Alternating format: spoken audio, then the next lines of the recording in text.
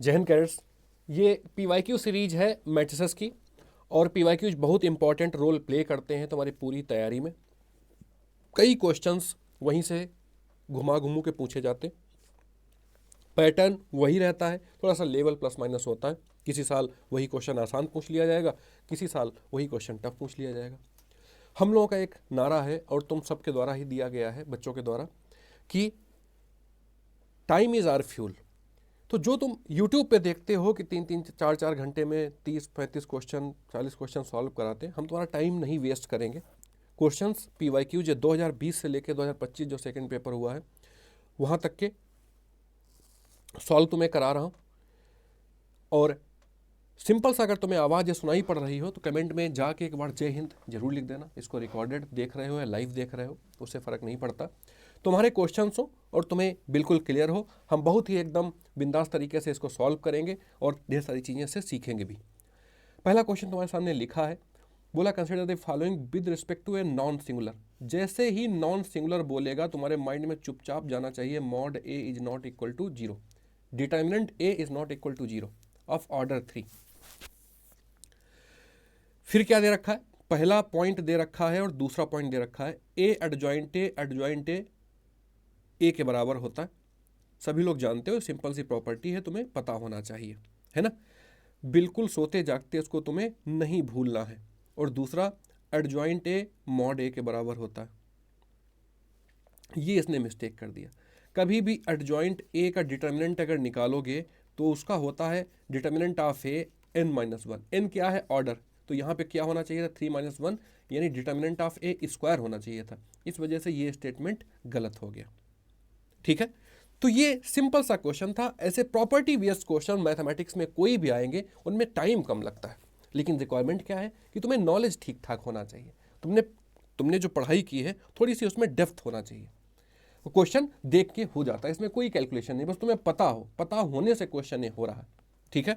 एक क्वेश्चन हो गया तो केवल 1 सही है, ध्यान से ए ऑप्शन टिक करोगे, मुस्कुराओगे और आगे बढ़ जाओगे। क्वेश्चंस ये तुम्हारे 2020 में आया हुआ है। नेक्स्ट क्वेश्चन देखते। ये क्वेश्चन दिया है, if a matrix of order 3x5 and B 5x3, A का ऑर्डर क्या है 3x5 और बी का ऑर्डर क्या है 5x3। ये मैंने तुम्हें खूब कायदे से समझाया है कि ये बाद वाले एलिमेंट इसका और उसका पहला वाला अगर इक्वल नहीं होंगे तो इनका प्रोडक्ट पॉसिबल नहीं होगा। और जो नया ए बी होके आएगा उसका क्या हो जाएगा 3x3। तो ए बी का कितना आ गया 3x3 ए बी हो जाएगा। अगर यही बी ए करेंगे तो इनमें कोई मिस्टेक नहीं करना, छोटा सा लिख लोगे, बहुत ज़्यादा टाइम नहीं लगेगा। मैं तुम्हें समझा रहा हूँ, इस वजह से थोड़ा सा टाइम लग रहा है, अदरवाइज टाइम ज़्यादा नहीं लगेगा। इसका प्रोडक्ट पॉसिबल है क्योंकि ये दोनों एलिमेंट सेम है। ऑर्डर क्या हो जाएगा 5x5।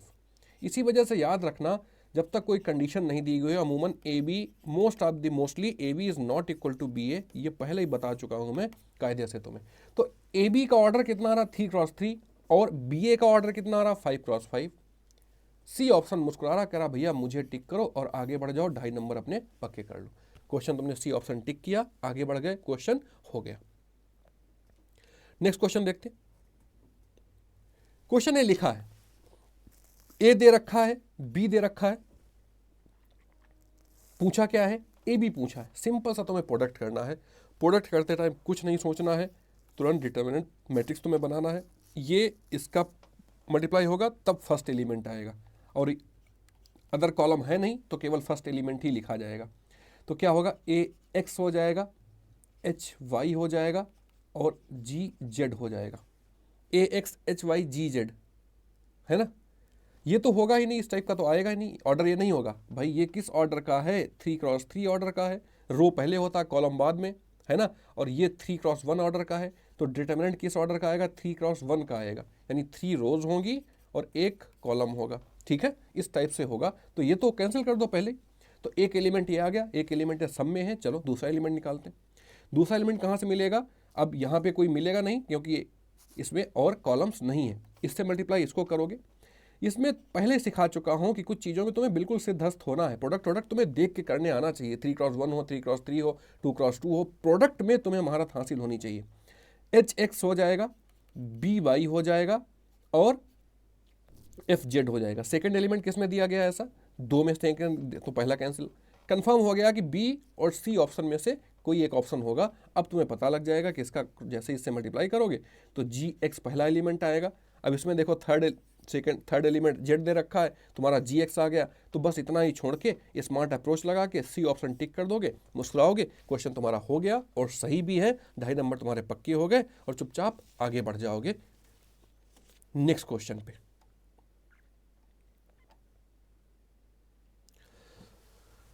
फिर से उसी साल मैट्रिसेस डिटर्मिनेंट मिला के 10 क्वेश्चन तो पक्के आना ही आना है। किसी किसी साल 12 से 14 क्वेश्चन भी पूछा गया है। इस वजह से बहुत इंपॉर्टेंट चैप्टर है और हमें इसको डीपीपी, मैंने 2 लेवल की डीपीपी दी थी जो अपने बैचेज में चल रही थी। बैच 2 हमने परचेज किया था, उसमें 2 डीपीपी मैंने दी थी इसकी और उनके सॉल्यूशंस भी दिए थे। ये पीवाईक्यूज कर लोगे तो तुम्हारी चीज़ें कंप्लीट हो जाएंगी।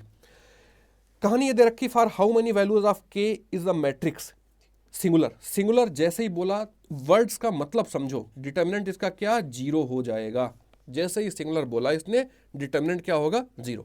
चुपचाप इसके रिस्पेक्ट में ओपन कर लोगे तो 0 है, पहला एलिमेंट लिखोगे नहीं, माइनस के हो जाएगा, 0 हो जाएगा। यहाँ पे ये बंद किया तुमने, के जब ले रहे तो ये क्लोज किया, माइनस का प्लस का के हो जाएगा और माइनस माइनस प्लस माइनस का 5 के हो जाएगा। अगली बार में प्लस का 4 करोगे और सिंपल, इसमें कोई मिस्टेक नहीं करना। तो के का मल्टीप्लिकेशन इससे हो जाएगा तो माइनस के स्क्वायर हो गया और ये 0 हो गया, तो इतना बचा इक्वल टू 0 इधर चल रहा। ये क्या आ जाएगा, अंदर -4 आ जाएगा, बाहर माइनस है तो प्लस का 4k स्क्वायर है ना, और ये माइनस अंदर है तो माइनस का 4k स्क्वायर इक्वल टू 0। अब ये कैंसिल आउट होगा, 0 इक्वल टू 0, यानी के की कोई वैल्यू ही नहीं मिली। इसका मतलब के की वैल्यू पे डिपेंडेंट नहीं होगा। के की वैल्यू आप कुछ भी पुट करोगे ये हमेशा क्या आता रहेगा, सिंगुलर आता रहेगा। इसका डिटर्मिनेंट 0 आता रहेगा। बात क्लियर, बात समझ में आ गई। तो सिंपल सी कहानी यह है कि इसमें तुम्हें कुछ ध्यान देना ही नहीं है, जो बात बोल रहा है वही बात तुमको करनी है। कट से 2 स्टेप में तुम्हारा सोल्यूशन आ रहा और क्या चाहिए, तो क्या हो जाएगा, के की इनफाइनाइट वैल्यू होगी, मतलब कोई भी वैल्यू पुट कर सकते हो क्योंकि के वैल्यू दे ही नहीं रहा, इंडिपेंडेंट है, हमेशा ही सिंगुलर होगा। ना मानते हो कोई भी वैल्यू पुट करके देख लो। क्वेश्चन आसानी से हो रहा, 1-2 स्टेप में हो रहा, जैसे तुम समझ पा रहे हो तो वैसी चीजें तुम्हारी हो जा रही। ठीक है, नेक्स्ट क्वेश्चन देखते हैं।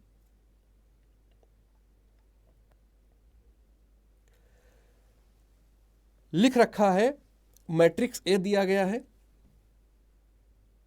बोला है कि कौन सा स्टेटमेंट इसमें सही है। एज हर्मिशन मैट्रिक्स, तुम्हें पता है हर्मिशन मैट्रिक्स की प्रॉपर्टी क्या होती है ना। As skew Hermitian matrix, diagonal element देख के तुम बता लोगे इसकी हर्मिशन है कि नहीं है ना। बोला है कि A transpose plus A conjugate का ट्रांसपोज ले रहे हो, फिर उसी के साथ ऐड कर रहे हो और वो हर्मिशन मैट्रिक्स है। ये तुम्हें पता लग गया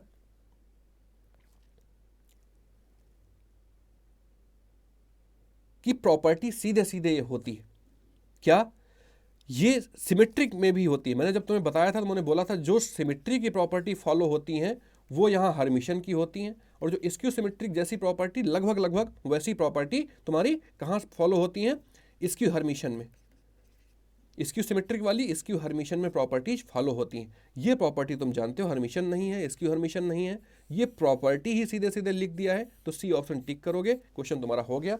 कह तो रहे तुम्हें ढेर सारी चीज़ें जो लैंग्वेज वाले क्वेश्चंस होते हैं वो देख के पता होने चाहिए, प्रॉपर्टीज सारी याद होनी चाहिए। उससे होता क्या है, उससे होगा ये कि तुम्हारे कई क्वेश्चंस आसानी से विदाउट एनी कैलकुलेशन हो जाएंगे। बातें पल्ले पड़ी। ऐसे तुम वहां पे क्या कर रहे थे, ए मैट्रिक्स कोई ले रहे थे, उसमें उसका ट्रांसपोज ऐड कर दे रहे थे, तो क्या मिल रहा था, सिमेट्रिक मैट्रिक्स मिल जा रहा था तुम्हें। ठीक है, और इसमें यहां पे हर्मिशन मैट्रिक्स मिल जा रहा। तो क्वेश्चन तुम्हारे ऐसे करके भी आते हैं, थ्योरी बेस्ड रहते हैं और आसानी से हो जाते हैं, उनमें तुम्हें बहुत ज़्यादा टाइम नहीं लगता। उसकी कंडीशन क्या है कि तुम्हें प्रॉपर्टीज सारी याद होनी चाहिए और तुम्हें आना चाहिए। ठीक है, Hermitian, skew Hermitian matrices example लेके मैं तुम्हें समझा चुका हूँ, पहचानना बता चुका हूँ, स्क्यू सिमेट्रिक ये सब पहचानना सिखा चुका हूँ। तो ये बातें तुम्हें बहुत कायदे से पता भी होनी चाहिए। ये क्वेश्चन तुम्हारे सामने लिखा है, बोला A and B are square matrices of order 2 such that determinant of A B is equal to determinant of B A, then which one of the following is correct. देखो डिटर्मिनेंट में order change नहीं होता है ना, मैंने तुम्हें बताया भी था।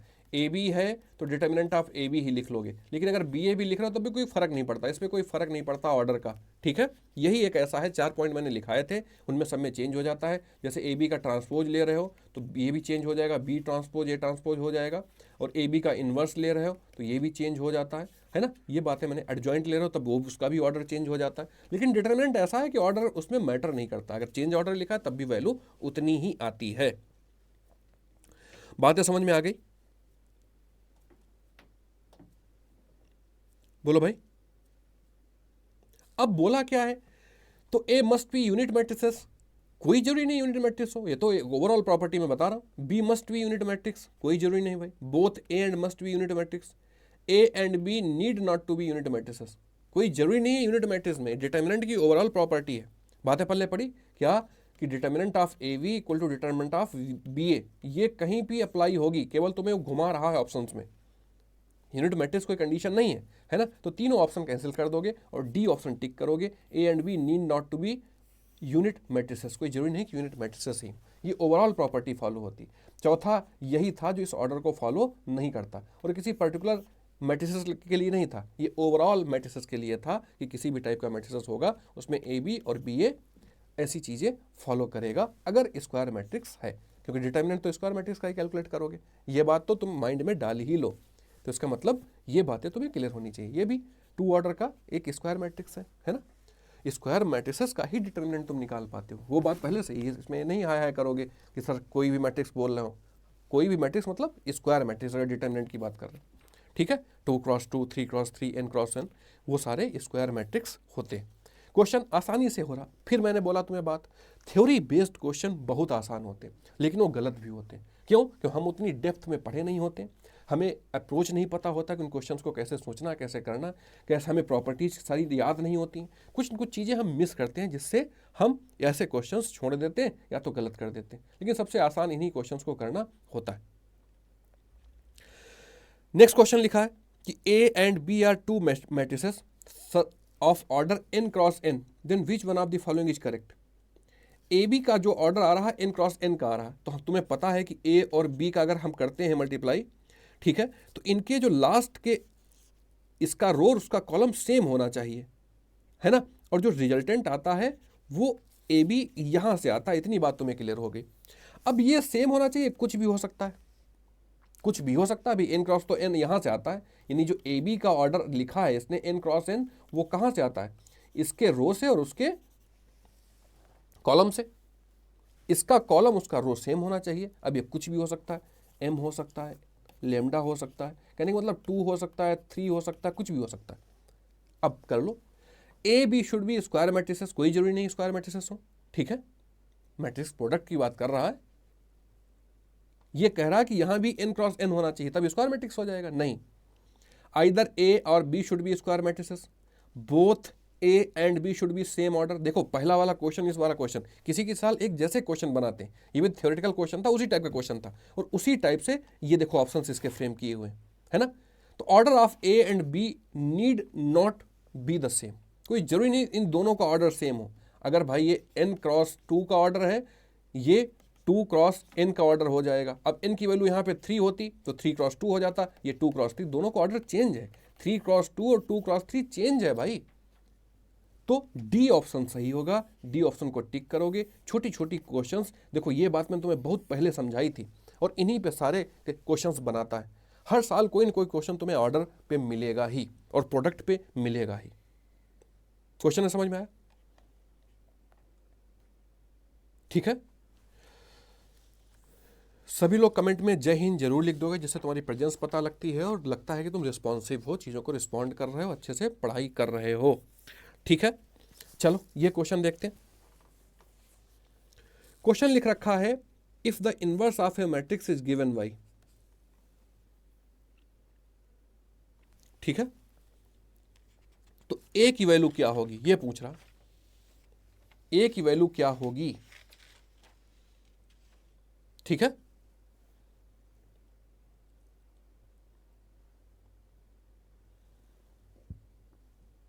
तो सबसे पहला काम इसमें क्या करोगे,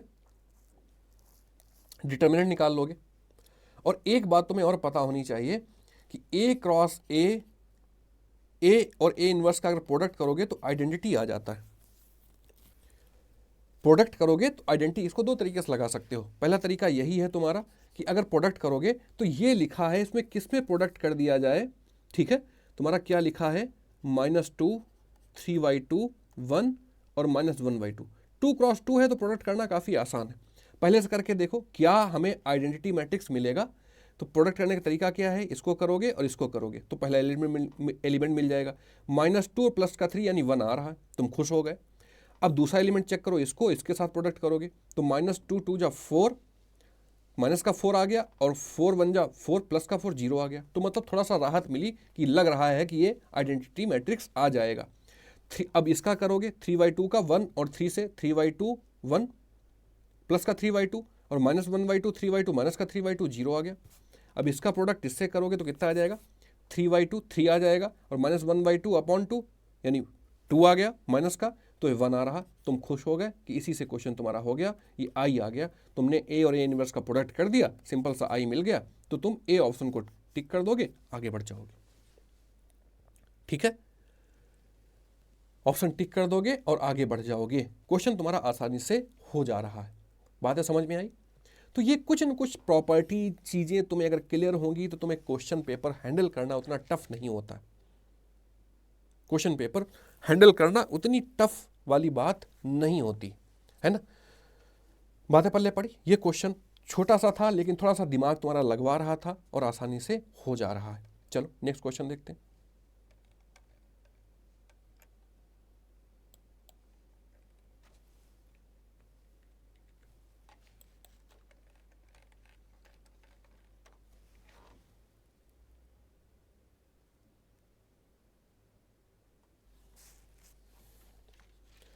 ये क्वेश्चन दे रखा है तुम्हारे सामने,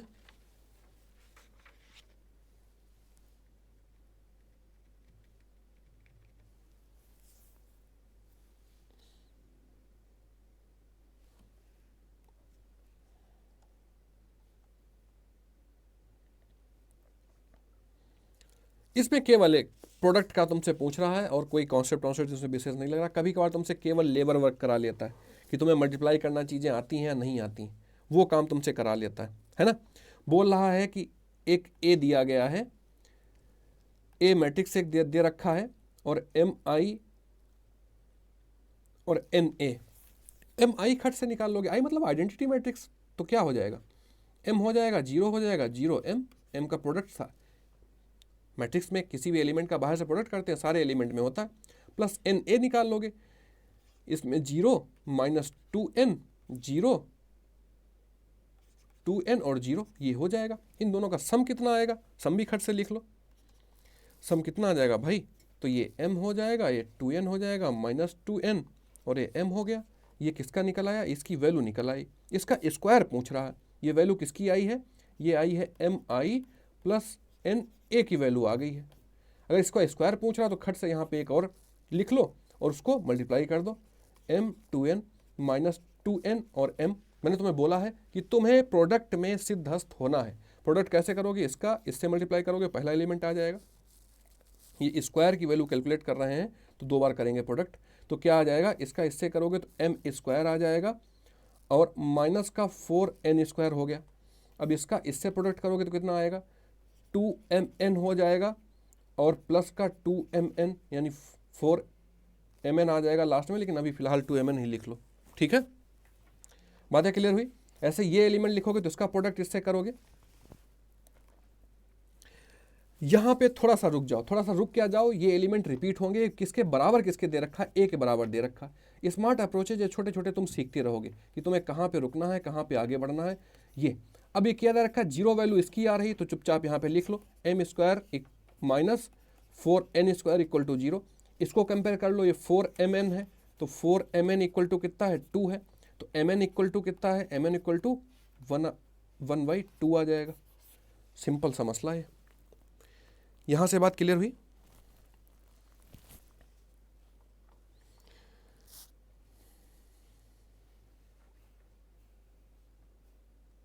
बोलो भाई। और इसको अगर थोड़ा सा सॉल्व करोगे तो क्या आ जाएगा, m इक्वल टू +- 2n आ जाएगा। तो प्लस की वैल्यू ले लो, m की जगह 2n पुट कर लो। तो 2n पुट किया तुमने इस वाली वैल्यू में, ये यहाँ से आया, ये यहाँ से आया, तो क्या हो गया 2n स्क्वायर आ जाएगा इक्वल टू 1/2 आ जाएगा, स्क्वायर नहीं अभी, तो 2n स्क्वायर इक्वल टू 1/2, 1/4 आ जाएगा, n की वैल्यू 1/2 आ जाएगी, है ना, प्लस माइनस 1/2 आएगी, पॉजिटिव वैल्यू ले लो। n की वैल्यू जब 1/2 पुट करोगे कहाँ पे, यहाँ पे, तो m की वैल्यू कितनी आ जाएगी, m की वैल्यू 1 आ जाएगी। बस क्वेश्चन हो गया, आप जो पूछ रहा हो कर लोगे। m प्लस n की वैल्यू पूछी है, तो m प्लस 1n, अब काफ़ी टफ है भाई, m की वैल्यू 1 और n की वैल्यू 1/2, इसको जोड़ तो पाओगे नहीं, ऐड करोगे बेटा 3/2 आ जाएगा। ये ऑप्शन मुस्कुरा रहा, कह रहा मुझे टिक करो और हम हो जाएंगे। तो बात है समझ में आई। तो ये एलिमेंट्स रिपीट होते हैं तो पूरा कोई जरूरी नहीं सारे स्टेप्स ही फॉलो करो, ये बोर्ड तो है नहीं, तो डिस्क्रिप्टिव में तुम्हारा चेकिंग होगा, आंसर कॉपी का स्टेप्स के मार्क्स दिए जाएंगे। तुम कितना स्मार्टली कर ले जा रहे हो, कितनी जल्दी ऑपरेट कर रहे हो, यही कंपटीशन है, यही यूपीएससी तुमसे चाहता है कि थोड़े तुम स्मार्ट हो कि नहीं हो, एक ट्रूप को तुम लीड कर पाओगे या नहीं कर पाओगे, तुम्हें लीडर लाइक एबिलिटीज़ हैं या नहीं है, टफ प्रॉब्लम देख के घबरा तो नहीं जाते हो, काम एंड कंपोज रहते हो, तभी तो डिसीजन ले पाओगे। तो ये सारे तुम्हारे एग्जामिनेशन से ही चेक होते हैं क्वालिटी, अदरवाइज भाई एलिमेंट्री मैथमेटिक्स ना दे दे। तो उस लेवल पे चेक करता है तुमको, हर एक लेवल पे जो उसकी रिक्वायरमेंट होती, हर एक एग्जाम, यही बातें मैंने तुम्हें काफ़ी डिटेल से बताई भी हैं क्लासेस के दौरान। अब ये क्वेश्चन लिखा है, इसके सारे एलिमेंट 1 1 है, थोड़ा सा इसमें मिसप्रिंट हुआ है, ये फर्स्ट स्टेटमेंट है, सेकंड है, ये थर्ड स्टेटमेंट है, सही कर लोगे। पेपर भी तुम्हारे पास सारे होने चाहिए। तो 2021 का 21 सेकंड का एक क्वेश्चन है, आया हुआ है। ए की वैल्यू दे रखी है, बोला है इसका inverse A does not exist. तो तुम्हें बात पता है कि अगर मॉड ए कभी जीरो आ, डिटर्मिनेंट ए जीरो आ गया तो उसका इन्वर्स एग्जिस्ट नहीं करेगा। चेक करोगे इसमें, तो 1 अंदर 1 - 1 0, -1 अंदर 1 - 1 0, +1 अंदर 1 - 1 0, यानी जीरो आ रहा तो इसका इन्वर्स एग्जिस्ट नहीं करेगा। पहला स्टेटमेंट 100% सही है। पहला सही तो स्मार्ट अप्रोच भी फॉलो करते चलो, यानी बी ऑप्शन तो हो ही नहीं सकता। अगर तुक्का भी लगाओ उसमें भी स्मार्ट अप्रोच रखो। फिर क्या बोल रहा, a³ a के बराबर है, तो भाई a² पहले निकालोगे, तो इसका इससे मल्टीप्लाई करोगे, देखो सारे एलिमेंट सेम है तो हर एक एलिमेंट का स्क्वायर हो जाएगा। अगर 2 टाइम्स करोगे तो कितना आ जाएगा यहाँ पे, और 1 + 1 + 1 ऐड हो जाएगा तो 3 आ जाएगा, ये 3 आ जाएगा, 3 आ जाएगा, सारे एलिमेंट 3 3 आ जाएंगे, है ना, 1 का 1 से प्रोडक्ट 3, a² इतना आ गया। अब a³ अगर निकालोगे तो a² a के बराबर तो नहीं आया है, चलो a³ निकालोगे, a³ कितना आएगा, इसका फिर से 1 1 से मल्टीप्लाई हो जाएगा, तो एक एलिमेंट में 3 + 3 + 3 9 हो जाएगा। प्रोडक्ट में तुम बहुत एक्सपर्ट होने चाहिए प्रोडक्ट निकालने में, तभी तुम्हारा ये सब चीज़ें कैलकुलेटिव वाले पोर्शन अच्छे होंगे। तो ये कितना आया, 3 बाहर तुमने कॉमन ले लिया, या 9 कॉमन ले लिया, 9 कॉमन लिया तो क्या मिल जाएगा, a मिल जाएगा, यहाँ पे a आ जाएगा क्योंकि 1 1 आ जाएगा, सब 9 a के बराबर आ रहा है, a³ और a³ a के बराबर दे रखा है। सेकेंड स्टेटमेंट गलत है, तो सेकंड में इसमें है, थर्ड वाला तुम्हें कैलकुलेट करने की जरूरत ही नहीं, सी ऑप्शन टिक कर दो कि भाई सेकंड गलत है ना स्टेटमेंट। वो बोल रहा a के बराबर, तुम्हारा 9 a के बराबर आ रहा, तो ये तुमने जहाँ जहाँ 2 था वहाँ और कैंसिल कर दिया, बचा केवल सी, तो सी ऑप्शन टिक करोगे, आगे बढ़ जाओगे। 1 और 3 सही होगा।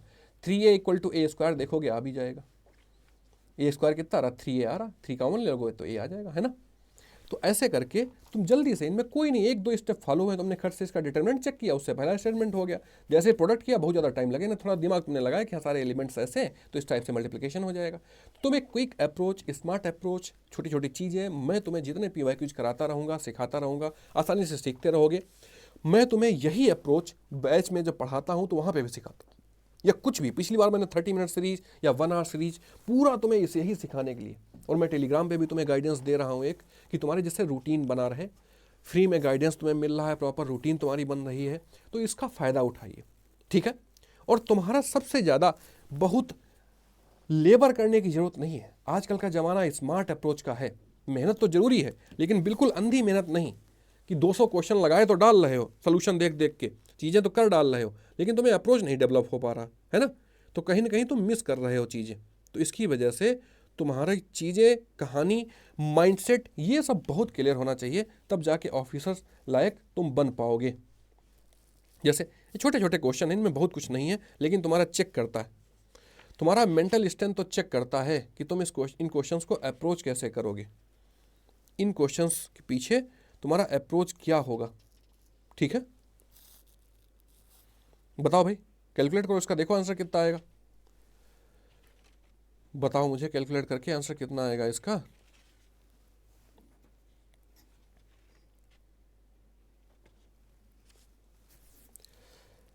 एक बार स्क्वायर करोगे, ए स्क्वायर करके देखो, इसमें ये ऐसा स्पेशल मैट्रिसेस है कि इस पर कितनी भी बार मल्टीप्लाई करोगे कोई फर्क नहीं पड़ेगा, इस पर कोई फर्क ही नहीं पड़ेगा, है ना।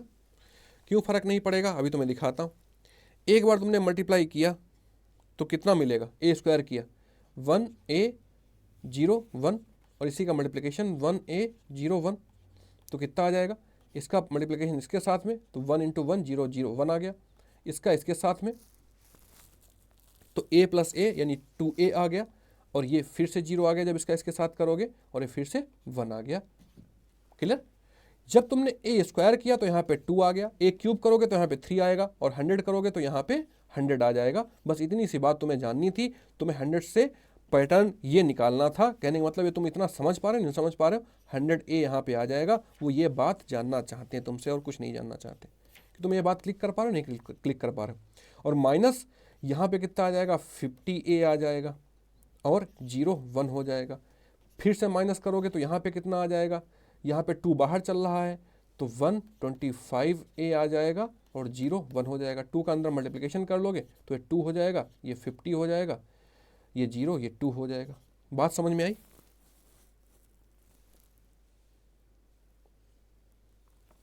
बोलो भाई, ये चीज़ समझ में आ रही कि नहीं समझ में आ रही।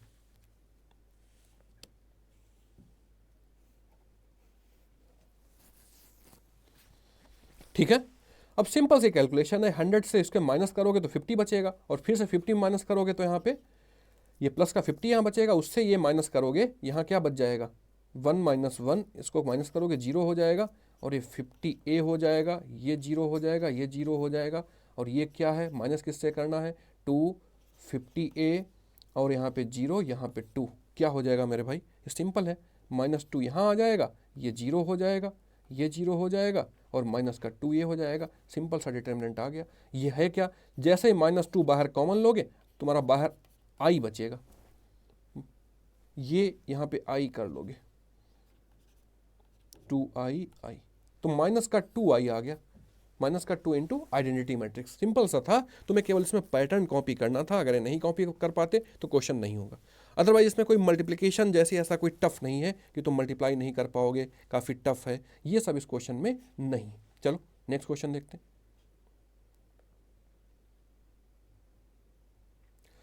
क्वेश्चन दे रखा है ये तुम्हारे सामने, बोला है कि consider the following in respect of matrices. A दे रखा है और बी दे रखा है और सी दे रखा है।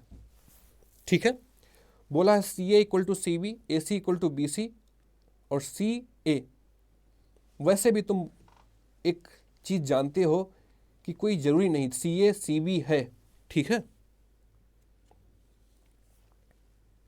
तो चेक करके देखते हैं। अब मल्टीप्लिकेशन तो काफी आसान है। सी ए कितना आएगा भाई, सी क्या है, m - n है ना, और a कितना है, m n है। ठीक है, प्रोडक्ट पॉसिबल है। और सी भी कितना हो जाएगा, m - n है,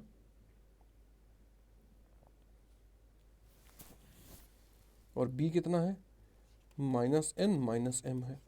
ठीक है, प्रोडक्ट करके देखते हैं। इसका इसमें होगा तो m² आ जाएगा, अब और कुछ आगे है ही नहीं। m का n में होगा तो mn आ जाएगा, -nm आ जाएगा, और माइनस का n² आ जाएगा, ये आ गया।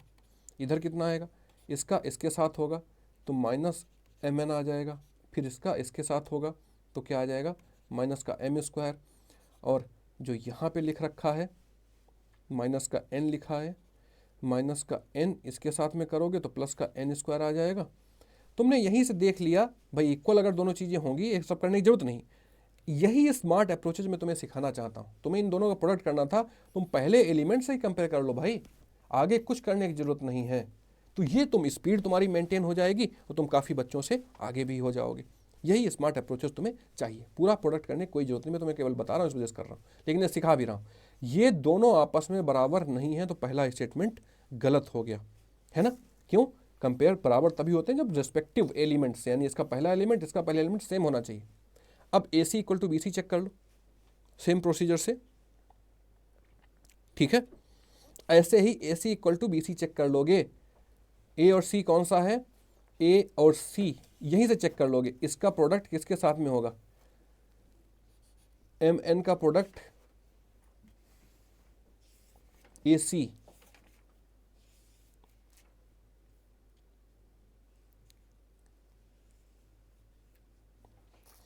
है ना, इसके साथ में होगा। क्लियर? तो क्या आएगा? M² माइनस NM पहला प्रोडक्ट हो गया। अब BC चेक कर लो, B और C, तो ये क्या आएगा? Minus NM। उसका पहला एलिमेंट क्या आएगा?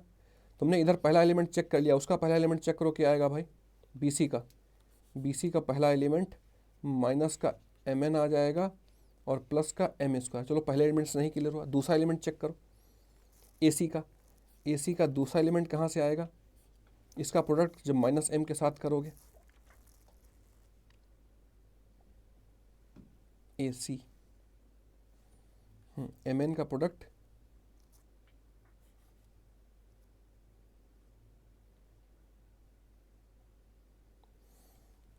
एक मिनट, थोड़ा खिचपिच ज़्यादा हो गया है, ये हटा देते हैं तब करते हैं। पहला तुम्हें क्लियर हो गया, पहला गलत है ना? तो फर्स्ट तुमने कैंसिल कर दिया, फर्स्ट कैंसिल किया तो ये कैंसिल हो गया, 1 ओनली, 3 ओनली, 1 एंड 2, दो कैंसिल हो गए, दो ऑप्शन बचे, 2 3 या 2 3। क्यों सही है? क्योंकि ये प्रॉपर्टी ही होती है कि ये डिस्ट्रीब्यूटिव होता है। CA प्लस B कर रहे हो तो जो प्रोडक्ट होता है डिस्ट्रीब्यूटिव होता है, CA प्लस CB हो जाएगा, प्रॉपर्टी ये सही, थर्ड सही है। लेकिन अब सेकंड तुम्हें चेक करना, सेकंड क्या है? AC, A कितना दे रखा है? MN, और C कितना है? माइनस M, तो इसका प्रोडक्ट इसके साथ होगा, एक ही एलिमेंट आएगा, तो क्या हो जाएगा? M² हो गया और माइनस का NM, एक ही एलिमेंट आया। अब उधर करोगे तो क्या आएगा? इसका C का प्रोडक्ट, दूसरा क्या है? BC है, इसका प्रोडक्ट इसके साथ करोगे क्या आएगा? तो माइनस NM आ जाएगा, प्लस का M² आ जाएगा, है ना? दोनों सेम है, एक ही एक एलिमेंट आ रहा है और दोनों सेम है। बातें पल्ले पड़ी? एक एलिमेंट आ रहा है, क्योंकि इसमें रोज कितनी है? रो केवल एक है, और कॉलम कितने हैं? कॉलम 2 हैं। इसमें रो कितनी है? 2 हैं, और कॉलम कितना? 1 है, तो इसका मल्टीप्लिकेशन हो रहा है, 1 इंटू 1 ऑर्डर का आ रहा है, 1 इंटू एक एलिमेंट, मतलब 1 क्रॉस 1 का मतलब एक एलिमेंट, दोनों सेम आ रहे हैं। तो इसका मतलब C ऑप्शन टिक करोगे, C सही है, 2 और 3 दोनों सही होंगे, और आराम से क्वेश्चन हो जा रहा। बस छोटी सी चीज़ तुमसे चेक कर रहा, क्या बेटा तुम्हें मल्टीप्लिकेशन आता है? क्या तुम्हें ये देखना आता है कि दो मैट्रिक्स इक्वल कब होते हैं, सेम कब होते हैं? अगर ये दो बातें आती तो इस क्वेश्चन में कुछ नहीं, बिल्कुल फुद्दू सा क्वेश्चन था। मैं तुम्हें नहीं बताता हूँ कि फुद्दू से फाड़ू तक का सफ़र, तो ये फुद्दू क्वेश्चन था, लेकिन तुम्हें थोड़ा सा सोचना है, इसमें मिस्टेक नहीं करना है, साफ साफ लिखोगे, छोटा छोटा लिखोगे, बहुत गोदागादी नहीं करोगे। ठीक है, चलो दूसरा क्वेश्चन देखते हैं। ए एडजॉइंट है, तुम्हें आंख बंद करके बात पता होनी चाहिए कि ए एडजॉइंट है किसके बराबर होता है? डिटर्मिनेंट ऑफ ए इंटू आई इसके बराबर होता है। ठीक है, ये बात तुम्हें सोते जागते नहीं भूलनी है, ये बात सोते जागते नहीं भूलनी है। ये आई होगा, थोड़ा सा इसको टाइप करने में मिसप्रिंट हो जाता है, 2i होगा। ठीक है, डिटर्मिनेंट इसका कैसे निकालोगे भाई? प्रोडक्ट कर लोगे खट से, ये तो 0 है, या 1 के रिस्पेक्ट में ओपन कर लोगे तो कितना आ जाएगा? इसके रिस्पेक्ट में ओपन कर लो, मैंने सब बहुत पहले तुम्हें सिखाया था, तो ये क्लोज हो जाएगा, और तो सब 0 0 है। इसके रिस्पेक्ट में ओपन करोगे तो ये क्लोज हो जाएगा, ये क्लोज हो जाएगा, कितना आएगा? 2 sin स्क्वायर थीटा और minus minus plus 2 cos square theta, यानी 2 आ गया डिटर्मिनेंट इसका। तो डिटर्मिनेंट की वैल्यू 2i कौन सा? डी ऑप्शन दे रखा है। ऐसे छोटे छोटे क्वेश्चन दे रखा होता है, कभी कभार तुम्हें लगता है बहुत टफ है, या तुम जानबूझ के तुक्का मार देते हो। जब तुम ये चीज़ें सोचने लगोगे क्वेश्चन बहुत टफ है, कैसे करेंगे, अब देखो तुमसे दो चीज़ें पूछ रहा, एक तो ये प्रॉपर्टी पूछ रहा है, प्रॉपर्टी आती है नहीं आती, दूसरा तुम इसका डिटर्मिनेंट ओपन करना तुम्हें आता है या नहीं आता है ना? तुमने देखा इसमें 2 0 हैं, तो इसके रिस्पेक्ट में ओपन कर लिया, ये क्लोज हो गया, इनका प्रोडक्ट कर लिया, सीधे से आ गया, है ना? या तुम इसके रिस्पेक्ट में ओपन करते तब भी वही आ जाता, 2i आ गया। ठीक है, और वही ऑप्शन दे रखा है, ऑप्शन मुस्कुरा रहा, टिक करोगे, आगे बढ़ जाओगे, क्वेश्चन तुम्हारा आसानी के साथ हो गया। नेक्स्ट क्वेश्चन देखते हैं। देखो उसी टाइप से घुमा घुमा के एक ही साल, ये मैंने एक पैटर्न देखा है, पिछले 25 साल के पेपरों का मैंने एनालिसिस किया है, जब से स्टार्टिंग हुआ था, बाद में लेटर फेजेस में तो चेंज हो गए। जो इफेक्टिव हैं वो पिछले 10 साल के हैं, मैं तुम्हें क्लियर कट बता रहा हूँ। 10 साल के पेपर काफ़ी इफेक्टिव हैं, क्योंकि पहले 25 साल वाले दूसरा आता था। 15 साल तो ठीक है, अगर बहुत ज़्यादा टाइम है तो 15 साल के लगा लो, अदरवाइज 10 साल के PYQs मोर देन सफिशियंट है। ठीक है, जिन पे तुम्हें ज़्यादा फोकस करना है लास्ट 5 ईयर्स के PYQs पे बहुत फोकस करना है, क्योंकि पैटर्न अभी का ट्रेंडिंग पैटर्न वही चल रहा है। एक क्वेश्चन ऐसा ऊपर पूछा और फिर से नीचे क्वेश्चन पूछ दिया उसी टाइप का बना बनू के। अब इसमें क्या पूछ रहा, के की किस वैल्यू के लिए, के की किस वैल्यू के लिए ये सिंगुलर है। तो मैं आंख बंद करके सिंगुलर मतलब डिटर्मिनेंट ऑफ ए 0 और नॉन सिंगुलर तो A is not equal to 0। Inverse इसका पॉसिबल होता है, इसमें इन्वर्स पॉसिबल नहीं होता है। उसके पीछे का लॉजिक क्या होता है, ए इन्वर्स होता क्या है, ए इन्वर्स होता है एडजॉइंट ए, ये सब पता होना चाहिए, अपॉन डिटर्मिनेंट ऑफ ए। जब ये 0 हो जाएगा तो इन्वर्स पॉसिबल ही नहीं होगा। तो ऐसे करके फार्मूले से भी चीज़ें तुम्हें याद होनी चाहिए, छोटी छोटी फार्मूले से भी तुम्हें छोटी छोटी बातें बिल्कुल याद होनी चाहिए। भूल जाओ तो फॉर्मूला लिख लो, उससे तुम्हें चीज़ें क्लियर हो जाएं। अब लिखा क्या है, थोड़ा सा इसको सही करके लिखते हैं। ये इसमें क्या लिख सकते हो, 1 - 2 sin स्क्वायर थीटा की जगह क्या लिख सकते हो भाई, ये cos 2 थीटा लिखा है और ऊपर 2 cos 2 थीटा लिखा है, ये 2 cos 2 थीटा फिर लिखा है, और ये भी तो cos 2 थीटा लिखा है, cos 2 थीटा, ये 6 है, ये 3 है। अब कुछ नहीं लिखने की जरूरत, क्या तुम्हें देख के नहीं लग रहा है दो रोज आइडेंटिकल है। आइडेंटिकल मतलब इनका देखो डिवाइड करोगे तो वही आएगा, सेम रेशियो आ रहा। ये दोनों आइडेंटिकल नहीं लग रही, तो कोई भी दो रो या दो कॉलम अगर आइडेंटिकल होते हैं तो उसका वैल्यू, उसकी डिटर्मिनेंट निकालोगे तो वैल्यू कितनी आएगी, इसकी डिटर्मिनेंट निकालोगे तो 0 आएगा। ठीक है, तो के की वैल्यू पे तो डिपेंड ही नहीं कर रहा। फिर से वैसे क्वेश्चन आ गया, अभी पीछे करके आए, के की वैल्यू कुछ भी रखोगे तो इसमें के की वैल्यू से कोई मतलब ही नहीं, 0 तो यहां से ही हो रहा है तो हमेशा 0 होता रहेगा, मतलब सिंगुलर होता रहेगा। किस वैल्यू के लिए, किसी भी वैल्यू के लिए, एनी रियल वैल्यू ऑफ के इट विल ऑलवेज बी 0। इसका डिटरमिनेंट हमेशा 0 आएगा। ये बात क्लियर हो गई। ऐसे छोटे छोटे क्वेश्चन में कितना टाइम लगा, ये तो मैं तुम्हें समझाने के लिए बता रहा था। टाइम केवल इतना लगा कि तुमने उसका डिटरमिनेंट चेक किया और देखा क्या उसमें के आ रहा। ऐसा क्वेश्चन तो पीछे लगा के आए हो। इसी वजह से PYQs बहुत इंपॉर्टेंट होते हैं, PYQs बहुत ज़्यादा इंपॉर्टेंट होते हैं। क्यों, वही पैटर्न पे क्वेश्चन इधर उधर करके पूछता है, उन्हीं तुम ध्यान नहीं देते हो। बात पल्ले पड़ी। अभी हमने लगाया था कहीं पे जिसमें इनफाइनाइट वैल्यूज आ रहा था, ये देखो यही क्वेश्चन तो है कि उसमें आ ही नहीं रहा था, और वही चीज पूछा था सिंगुलर, केवल मैट्रिक्स चेंज कर दिया, क्वेश्चन में कोई चेंज नहीं हुआ। बात पल्ले पड़ी। तो इस वजह से बहुत ध्यान से तुम्हें PYQs सॉल्व करने हैं, लगाने।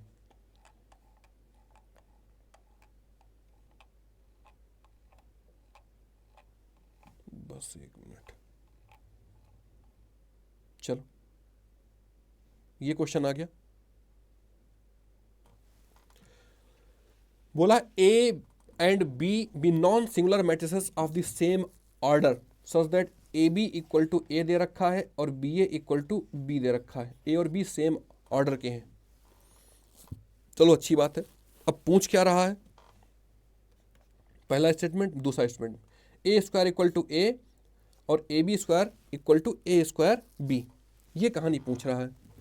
इसमें से कौन सही है, ठीक है, कौन से इसमें से सही है। 1 मिनट ध्यान दोगे। ए स्क्वायर होता क्या है, ए स्क्वायर को लिख क्या सकते हो, ए इंटू ए लिख सकते हो, है ना। और ए की जगह क्या लिख सकते हो, ए बी लिख सकते हो। देखो ए की जगह ए बी ऊपर लिखा है, ए बी इंटू ए हो जाएगा। तो ये क्या लिखा है, ए और बी ए एसोसिएटिव से इसको एसोसिएशन बना सकते हो, और बी ए की जगह क्या लिख सकते हो, बी ए की जगह बी लिख सकते हो। तो A B, A square equal to A B, और ए बी फिर से क्या है, ए बी ए है, तो यहाँ से इसकी जगह पे ए लिख सकते हो। कहने का मतलब केवल तुमसे घुमा घुमू रहा है और वही चीज़ें पूछ रहा है। तुम्हें स्टार्ट कहाँ से करना था, यहाँ से, कि ए स्क्वायर को ऐसे लिख सकते हो क्योंकि ए स्क्वायर पूछा है। बातें पल्ले पड़ी, बोलो भाई, बात ये समझ में आ गई। तो पहला स्टेटमेंट सही। दूसरा देखो, इनमें कोई बहुत मेजर कैलकुलेशन नहीं, बस छोटी छोटी बातें तुम्हें क्लिक होना चाहिए। ये चैप्टर ओवरऑल बहुत आसान है, लेकिन थोड़ी सी समझ तुम्हारी अच्छी होनी चाहिए। इसी वजह से मैंने इसको तुम्हें कायदे से कराया भी। अब तुम सब पढ़ चुके हो, तो ये क्वेश्चन तुम्हारे लिए टफ नहीं होगा। A B square equal to A square B दे रखा है, तो इसको थोड़ा सा ब्रेक कर लेते हैं, ए बी लिख लेते हैं इंटू बी लिख लेते हैं, और इसको ए लिख लेते हैं और ए बी लिख लेते हैं। ए बी और ए बी की वैल्यू क्या है, ए है, तो ये क्या हो जाएगा, ए बी हो जाएगा। बोलो भाई, ए बी हो जाएगा ना।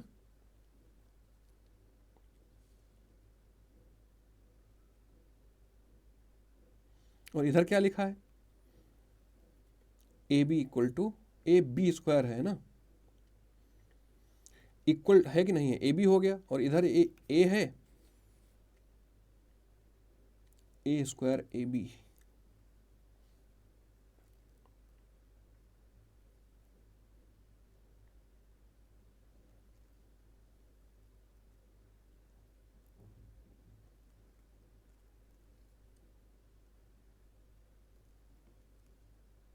मिसप्रिंट तो कुछ नहीं हुआ है,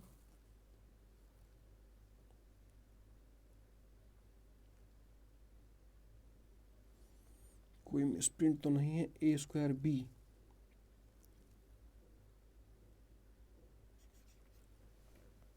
ए स्क्वायर आ रहा है, चलो ठीक है चेक कर लेते हैं। तो इधर ए बी आ गया, इधर ए स्क्वायर आ रहा, ठीक है। और ए बी की वैल्यू कितनी है, ए इक्वल टू ए स्क्वायर। मतलब इस स्टेटमेंट को हमने ओपन किया, ठीक है सही, इस स्टेटमेंट को ओपन किया और हम कहाँ पे पहुँचे, यहाँ पहुँचे, और इसको हम पहले ही बता के आए हैं कि ये सही है ना। तो इसका मतलब सेकेंड ऑप्शन भी तुम्हारा सही है। इसका मतलब क्या यहाँ से निकला कि सेकेंड स्टेटमेंट भी तुम्हारा सही है, क्योंकि इसको हम बढ़ा के यहाँ तक निकले और ये पहले प्रूव करके आए सही है। तो बोथ 1 एंड सी में 1 एंड 2 टिक करोगे, मुस्कुराओगे और आगे बढ़ जाओगे। तो कहानी बहुत सिंपल ही पूछता है, ये जस्ट अभी के हाल फिलहाल के 2-4 साल के क्वेश्चन में तुम्हें करा रहा हूँ, और क्वेश्चन ऐसे ही आते हैं, ठीक है। इस बार वाले पेपर में भी क्वेश्चन इसी टाइप से आए थे, बहुत कोई रॉकेट साइंस नहीं है, लेकिन तुम्हें अप्रोच, तरीका और क्वेश्चन से ही कैसे आंसर में निकाल लोगे और कैसे तुम उनको आसानी से समझ लोगे, ये तुम्हें सीखना है। रटने से ज़्यादा तुम्हें क्या सीखना है, एक स्मार्ट अप्रोच, एक अच्छा माइंडसेट। क्वेश्चंस तुम्हारे आसानी से हो जाएंगे, ठीक है। थ्योरेटिकल क्वेश्चन बस तुम्हारी सोचने की क्षमता चेक करते हैं और कुछ नहीं। क्वेश्चन ने दे रखा है, बोला A is an identity matrix of order 3, B is its transpose. A और उसके ट्रांसपोज को जोड़ दोगे, बी मतलब ए ट्रांसपोज, तो क्या मिल जाता था, बोलो भाई, एक सिमेट्रिक एलिमेंट तुम्हें मैट्रिक्स मिल जाता था, है ना।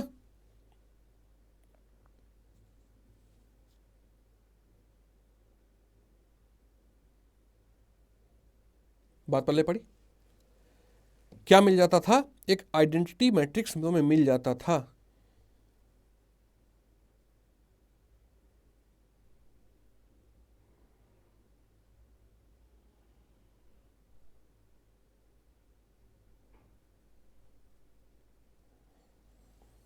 A is identity matrix of order 3, B is its transpose। बात तुम्हारे दिमाग में आइडेंटिटी मैट्रिक्स जैसे ही आएगा 3x3, आइडेंटिटी मैट्रिक्स का ट्रांसपोज बेटा हमेशा आइडेंटिटी मैट्रिक्स ही रहता है। बोलो, इसका ट्रांसपोज निकालोगे तो आइडेंटिटी मैट्रिक्स ही रहेगा। तो ये क्या लिखा है, i प्लस आई लिखा है, यानी 2i हो जाएगा। तो c इक्वल टू क्या हो गया, 2i। अब इसका डिटर्मिनेंट निकालोगे तो कितना निकलेगा, c equal to 2, determinant of c equal to 2। अब ये 2 स्टेप का क्वेश्चन है, केवल बात तुम्हें ये पता होना चाहिए। बात तुम्हें इतनी पता होती तो 2 स्टेप का क्वेश्चन है। इनसे आसान क्वेश्चन और क्या हो सकता है, कि बस तुम्हें केवल सोचना है कि आइडेंटिटी मैट्रिक्स का ट्रांसपोज हमेशा आइडेंटिटी मैट्रिक्स ही मिलता है। आइडेंटिटी मैट्रिक्स की कितनी भी पावर करोगे, आइडेंटिटी मैट्रिक्स ही आएगा। आइडेंटिटी मैट्रिक्स का डिटर्मिनेंट चाहे उसकी पावर n करो तब भी सेम ही रहेगा। ये कुछ बातें आइडेंटिटी मैट्रिक्स की तुम्हें पता होनी चाहिए, क्वेश्चंस में पूछा जाता है, कहीं न कहीं रहेगा। बी ऑप्शन टिक करोगे, मुस्कुराओगे और आगे बढ़ जाओगे। ये नेक्स्ट क्वेश्चन देखते हैं। तुम्हारे सामने लिखा है कि x is a matrix of order 3x3। ए हमारा x जो मैट्रिक्स है कितने ऑर्डर का है, 3x3 ऑर्डर का तुम्हें दे रखा है। अच्छी बात है, एक बात तुमने यहाँ पे लिख लिया है ना, कि 3x3 ऑर्डर का है, y 2x3 का है और z 3x2 का है। अब स्टेटमेंट तुम्हें चेक करना है, प्रोडक्ट पूछ रहा है, z y x Z Y X, और तुम्हें क्या बताया था, इनका सबका ऑर्डर लिख लोगे। 3x2 जेड का है, वाई का कितना है 2x3, और एक्स का कितना है 3x3। तुमसे प्रोडक्ट किसका करा रहा है, बोला एक्स जेड वाई, तो पहले जेड वाई का करोगे, पॉसिबल है, कितना मिल जाएगा 3x3। जेड वाई का प्रोडक्ट तुम्हें 3x3 का मैट्रिक्स मिल जाएगा, उसका जब एक्स के साथ में करोगे तो कितना हो जाएगा, पॉसिबल है, और उसका कितना आ जाएगा, यानी जो फाइनल रिजल्ट मिलेगा 3x3 की मैट्रिक्स मिलेगी। उसमें कितनी एंट्रीज होती है पूरी दुनिया को पता है, 9 एंट्रीज होती 3x3 के मैट्रिक्स में, तो पहला ऑप्शन सही है। इसी तरीके से खट से तुम सेकेंड ऑप्शन चेक करोगे, y लिख रखा है और एक्स जेड लिख रखा है, y का कितना है 2x3, x का कितना है 3x3, और z का कितना है 3x2। पॉसिबल है, इनका रिजल्टेंट क्या आएगा 3x2 का मैट्रिक्स आएगा, इसका प्रोडक्ट पॉसिबल है, रिजल्टेंट क्या आएगा 2x2। 2x2 में कितनी एंट्री होंगी, 4 एंट्री, पूरी दुनिया को पता है, सेकेंड ऑप्शन सही है। थर्ड ऑप्शन में क्या करोगे, X Y Z is not defined बोल रहा है, चेक कर लेते हैं, एक्स कितना है 3x3 और वाई जेड करना है, वाई कितना है 2x3 और जेड कितना है 3x2, ये वाई और जेड हो गया। इसका रिजल्टेंट कितना आएगा 2x2, क्या 2x2 3x3 से पॉसिबल है, ये सेम नहीं है तो नहीं पॉसिबल। ये गलत स्टेटमेंट हो गया, क्वेश्चन तुम्हारा आसानी से हो गया, 1 और 2 सही हो गया, और तुम मुस्कुरा दिए, आगे बढ़ गए। जो बोल रहा है वो तुम्हें करते जाना है, छोटा सा करोगे, स्टेटमेंट सही गलत तुम जानकारी जुटा लोगे, तुक्का नहीं मारना है। 1/3 नेगेटिव मार्किंग है। कल एक लड़का फ़ोन किया था, बता दो -50 मार्क्स आए थे सर पहले अटेम्प्ट में। सोचो कैसे -50 आ गए होंगे, सब जो मनाया होगा सब अटेम्प्ट कर दिया होगा। तो इस वजह से तुक्के मैथ्स में नहीं लगते, उसमें पता लगता है कि ये आंसर आएगा। एलिमिनेट कर लेंगे, तुम्हारा बहुत मन कर गया कि हाँ 2 ऑप्शन टिक कर दिए, वो अलग की बात है, लेकिन तुक्का जैसी चीज़ यहाँ होती नहीं। ठीक है, कॉन्सेप्चुअल क्लैरिटी तुम्हारी कितनी अच्छी है, यूपीएससी केवल और केवल वो जानना चाहता है, तुम कितने स्मार्ट तरीके से चीज़ों को सोच ले जाते हो, तुम्हारी थिंकिंग की डेप्थ कितनी है। यही ऑफिसर लाइक क्वालिटीज़ हैं, और यही तुमसे वो डिमांड रखता है, यही तुमसे डिमांड चाहता भी। ठीक है, तो ये बेसिक चीज़ें हैं जो तुम्हें बिल्कुल क्लियर होनी चाहिए, और तुम्हें पता ही होना चाहिए हर हाल में, है ना। चलो ये क्वेश्चन देखते हैं। साइन कॉस डाल के क्वेश्चन दे ही देता है ना। तुमने कई क्वेश्चन पीछे भी देखे हैं, फिर से उसी टाइप का क्वेश्चन दे दिया। क्वेश्चन अब मिला, एक बात तुम्हें और याद रखना है, identity matrix, orthogonal matrix, symmetric और स्क्यू सिमेट्रिक मैट्रिक्स, सिमेट्रिक और स्क्यू सिमेट्रिक एसएस, है ना, सिमेट्रिक एसवाई, ये सब प्रॉपर्टी जिनकी तुम्हें पता होनी चाहिए। पता है तो क्वेश्चंस बहुत आसानी से तुम्हारे होंगे, क्वेश्चंस बहुत आसानी से होंगे। अब देखो ये क्या लिख रखा है, इसका सिमेट्रिक एलिमेंट टाइप से कुछ लिख रखा है, 0 0 के बराबर है, इस 0 के बराबर, साइन थीटा, सिमेट्रिक एलिमेंट वो मैट्रिक्स से बताया, खूब कायदे से बताया था कि ये एलिमेंट अगर सेम होंगे तो मैट्रिक्स कैसा होगा, सिमेट्रिक होगा। ये बहुत कायदे से मैं तुम्हें बता के आया हूं मेरे भाई। तो फिर क्या, इसका ट्रांसपोज इसके बराबर होगा, यानी ए और ए ट्रांसपोज सेम होगा। जब कभी ऐसा होता है तो होता क्या है, होता है कि वो मैट्रिक्स तुम्हारा क्या होगा, ऑर्थोगोनल मैट्रिक्स हो जाएगा। ठीक है,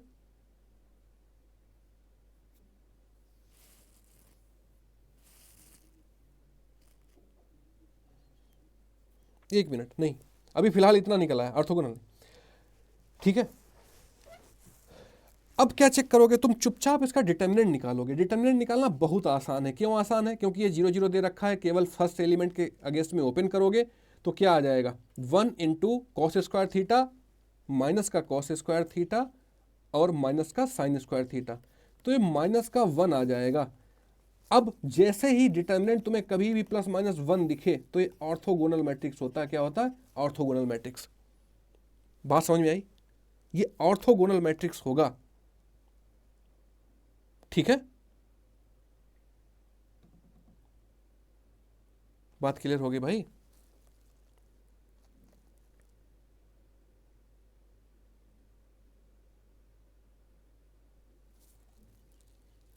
ऑर्थोगोनल मैट्रिक्स प्रॉपर्टी क्या होती है, ए इनवर्स इक्वल टू आई या ए इनवर्स इक्वल टू ए, ये ऑर्थोगोनल मैट्रिक्स की प्रॉपर्टी होती। छोटी छोटी बातें तुम्हें हर हाल में याद होनी चाहिए। ए इनवर्स ए के बराबर आ गया।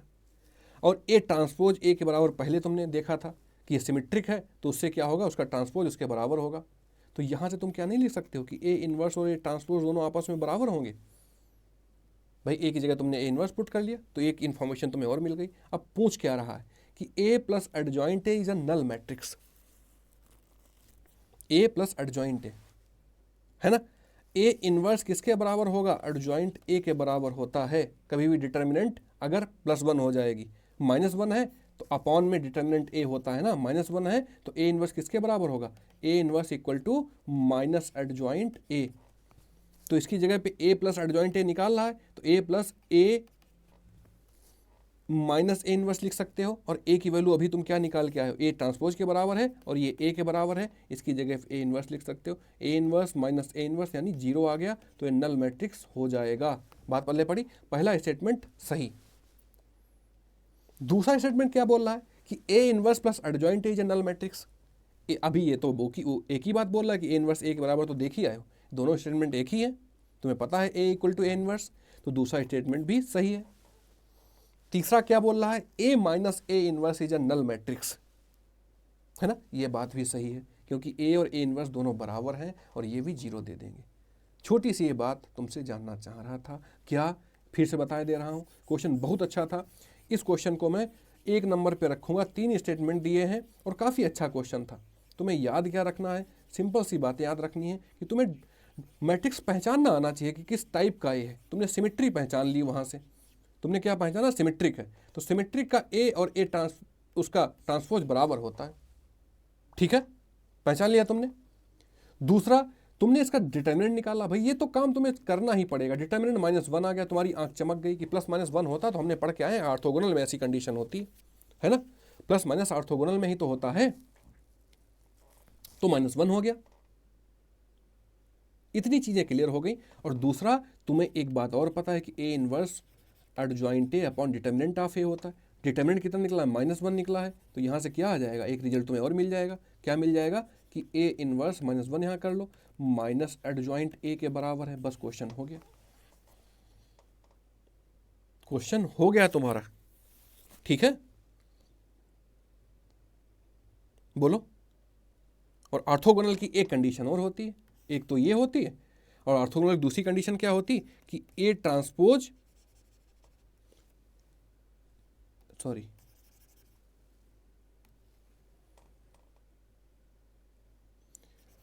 ए ट्रांसपोज ए इनवर्स के बराबर होता है।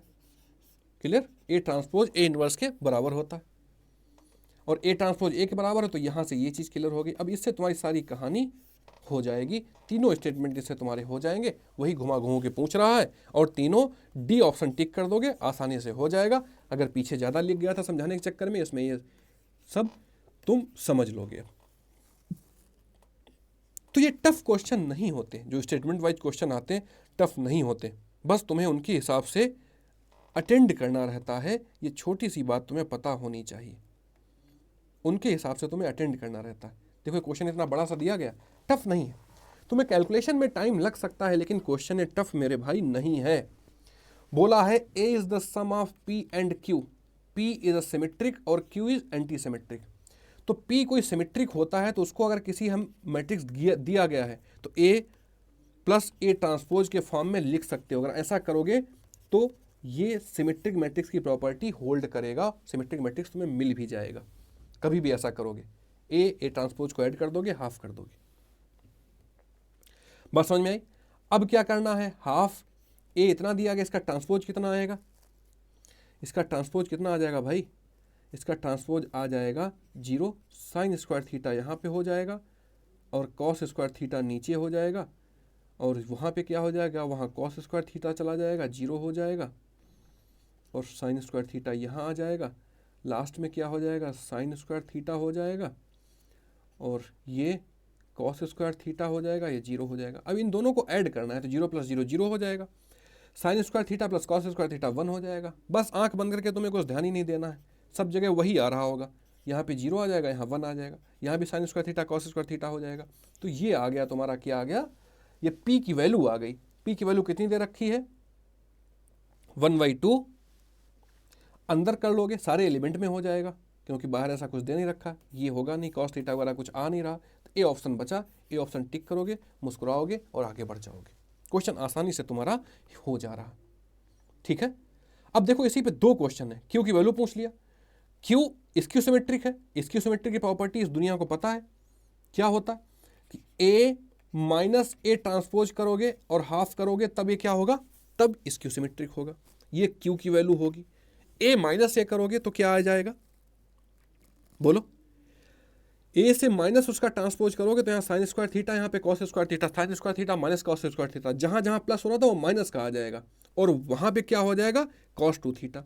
साइन और कॉस में माइनस का साइन 2 थीटा आएगा, तो 1/2 चल रहा है, और पहला एलिमेंट 0 हो जाएगा, दूसरा sine square theta cos square theta minus का कॉस 2 थीटा हो जाएगा, यहाँ कॉस पहले है तो प्लस का कॉस 2 थीटा हो जाएगा, 0 हो जाएगा, और यहाँ पे क्या हो जाएगा मेरे भाई, यहाँ कॉस स्क्वायर पहले साइन स्क्वायर बाद में है, तो यहाँ पे भी कॉस 2 थीटा हो जाएगा, यहाँ साइन पहले है कॉस बाद में है, तो माइनस का कॉस 2 थीटा हो जाएगा। इसकी सिमेट्री की पहचान भी यही होता है, ये सेम तो होते हैं लेकिन साइन अपोजिट होता है, तो उससे तुम लिख भी सकते हो। अब ये एलिमेंट कॉस 2 थीटा अपने आप लिख लोगे, इस एलिमेंट को लिखना होगा तो माइनस कॉस 2 थीटा अपने आप लिख लोगे, और यहाँ पे 1 कर लोगे। बातें पल्ले पड़ी, बात पल्ले पड़ गई, 0 हो जाएगा, 1 नहीं होगा, 0 हो जाएगा। ठीक है, क्योंकि इसमें भी 0 उसमें भी 0। अब ये क्या लिख रखा है, हाफ बाहर है, कॉस 2 थीटा सब कहीं से बाहर आ जाएगा, कॉस 2 थीटा सब कहीं से बाहर आ जाएगा, और हाफ अंदर चला जाएगा, हाफ अंदर चलेगा, 0 माइनस हाफ टाइप से, पूरा लिखने की जरूरत ही नहीं।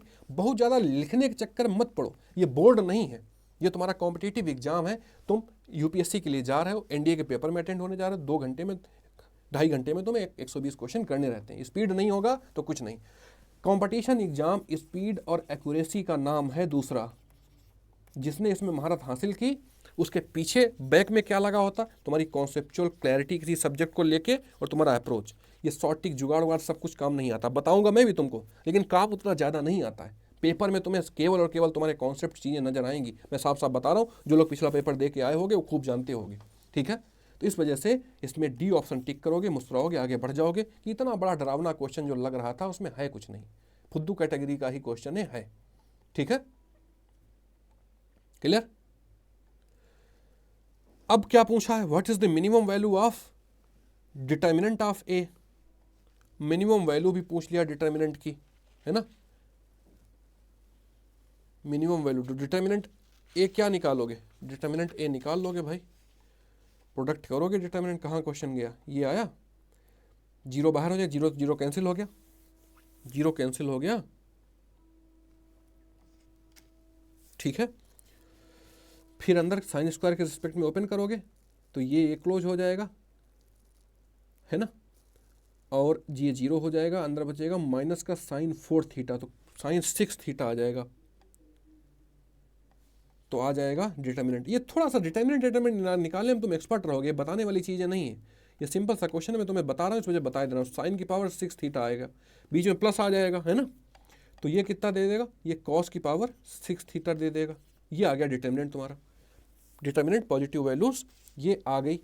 अब ये मिनिमम पूछ रहा है तो π/4 है, तो ट्रिग्नोमेट्री का क्वेश्चन है, डिटर्मिनेंट का बचा ही नहीं। π/4 जैसे ही पुट करोगे तो कितना ओपन करके दे देगा, 1/8 दे देगा, ये 1/8 दे देगा, कितना आ जाएगा, 2/8 आ गया, नहीं 1/4 आ जाएगा। 1/4 आया, ये ऑप्शन चमका, दिखा, टिक किए, आगे बढ़े, है ना, ये ऑप्शन दिख गया, मुस्कुरा दिए, आगे बढ़ गए। कि 3 क्वेश्चन उस पर दिए गए थे, तीनों क्वेश्चन तुम्हारा बहुत 7.5 नंबर दे के जाने चाहिए थे। ये क्वेश्चन गलत नहीं होना चाहिए था तुम्हारा, कुछ नहीं करना है, केवल तुम्हें सिंपल सा ये प्रॉपर्टीज पूछ रहा है कि तुम अगर पढ़े हो तो कैसे लिख पाओगे इस चीज को, वो तुमसे जानना चाह रहा है।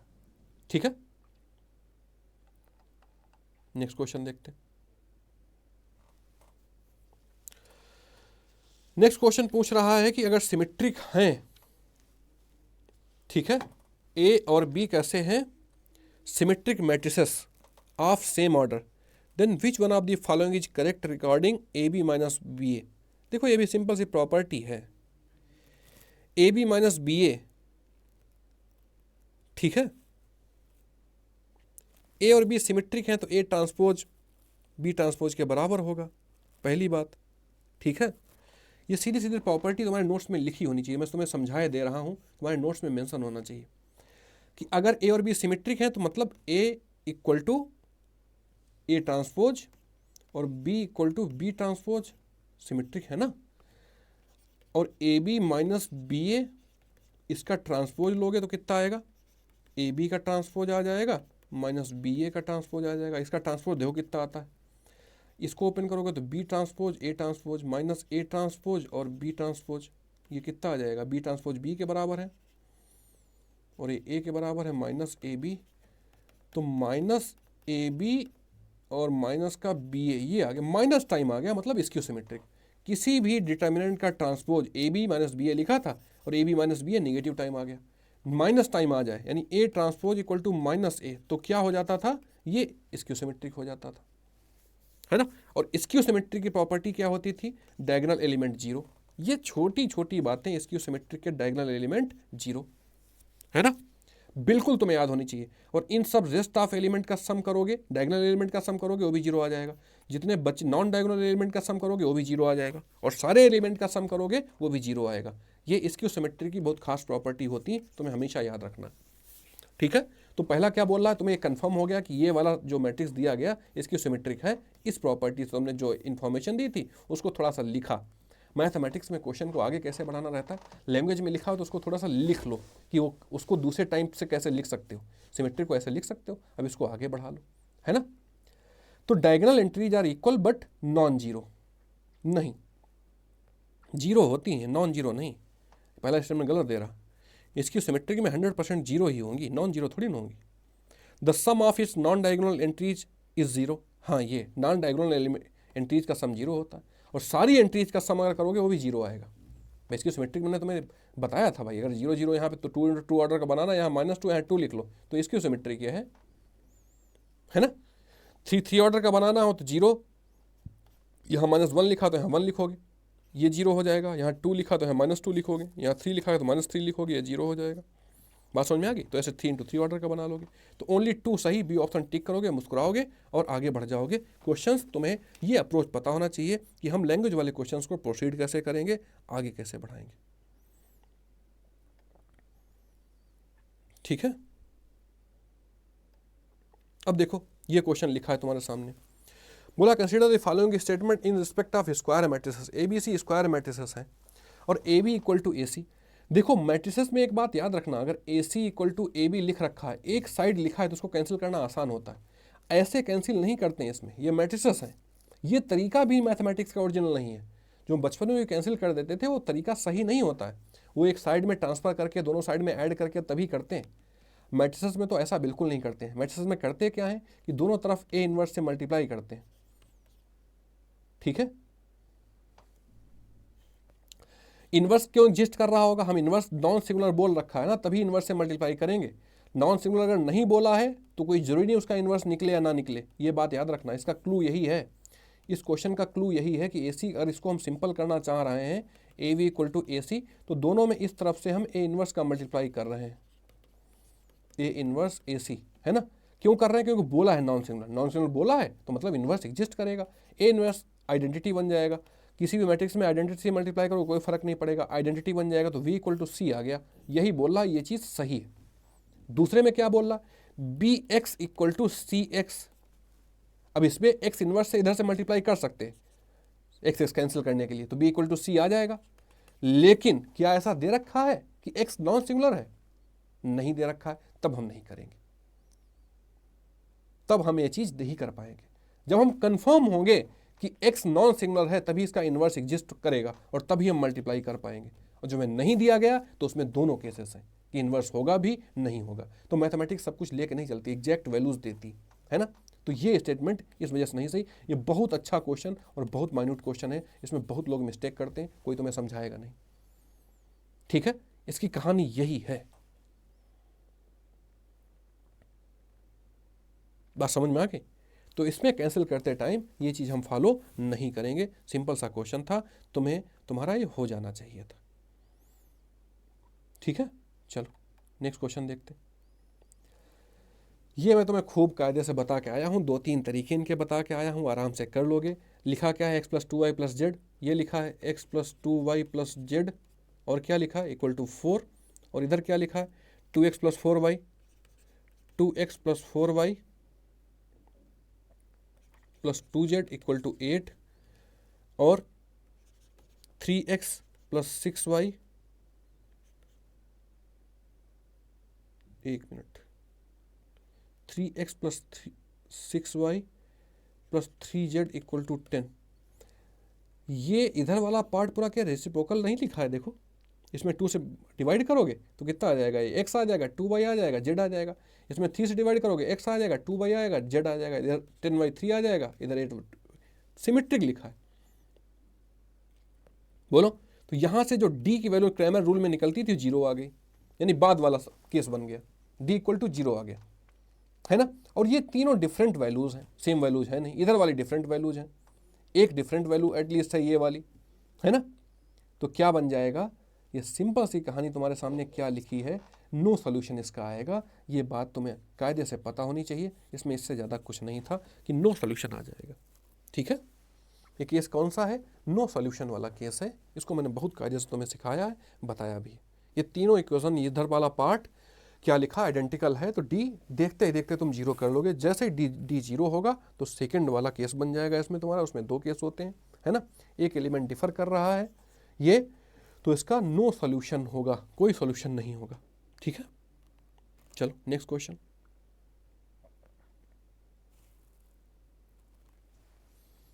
बोला है let a x equal to b, 3 linear equation with 3 unknowns and x1 x2 be its 2 distinct solution. A x, हम इक्वेशन लीनियर इक्वेशन को ऐसे तो लिखते हैं, और इसका x1 a x1 plus B x2 is a solution, solution है, x1 x2 इसके सॉल्यूशंस हैं, है ना। अगर इस इक्वेशन के x1 x2 सॉल्यूशन होंगे तो सॉल्यूशन उसकी जगह पुट कर सकते हो ना, ए x1 इक्वल टू बी आ जाएगा और ए x2 इक्वल टू बी आ जाएगा। बात पल्ले पड़ी है, सिंपल सी कहानी है ना।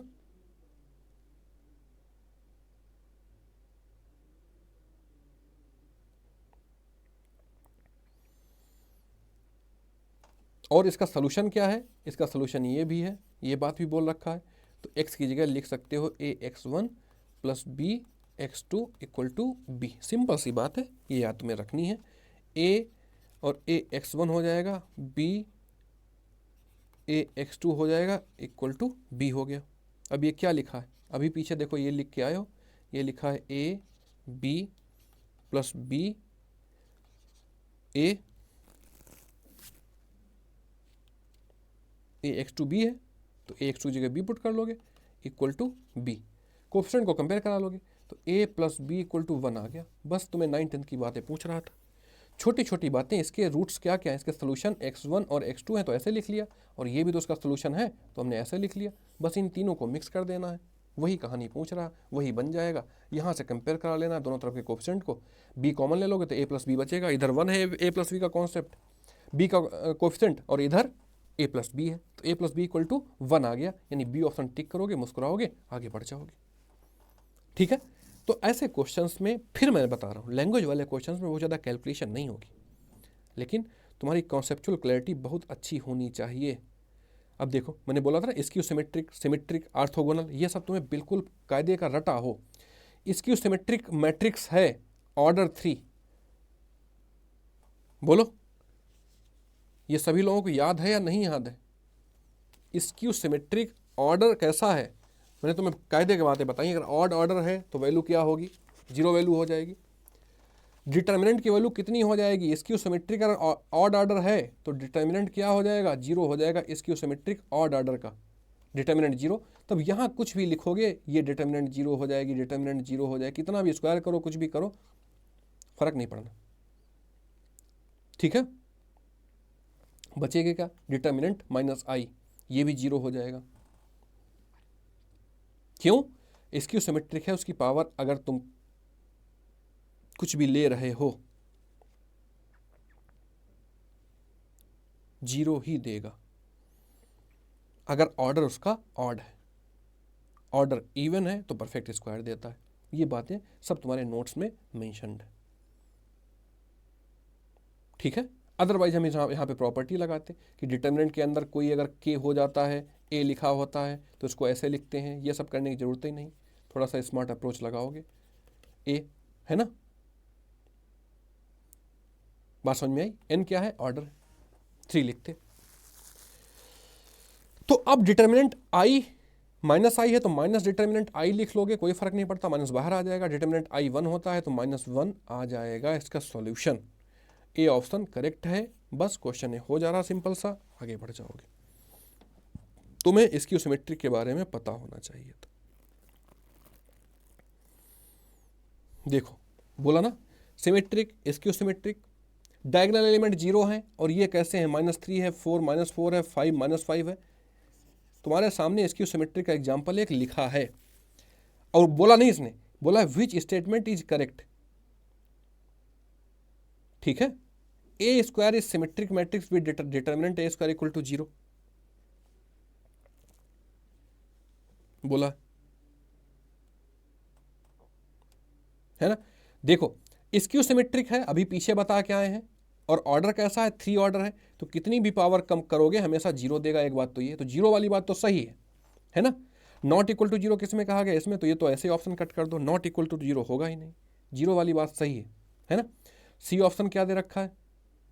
नॉट इक्वल टू 0, इसमें भी डिटर्मिनेंट दे रखा है। डिटर्मिनेंट तो हमेशा क्या होगा? 0 ही होगा इसकी सिमेट्रिक।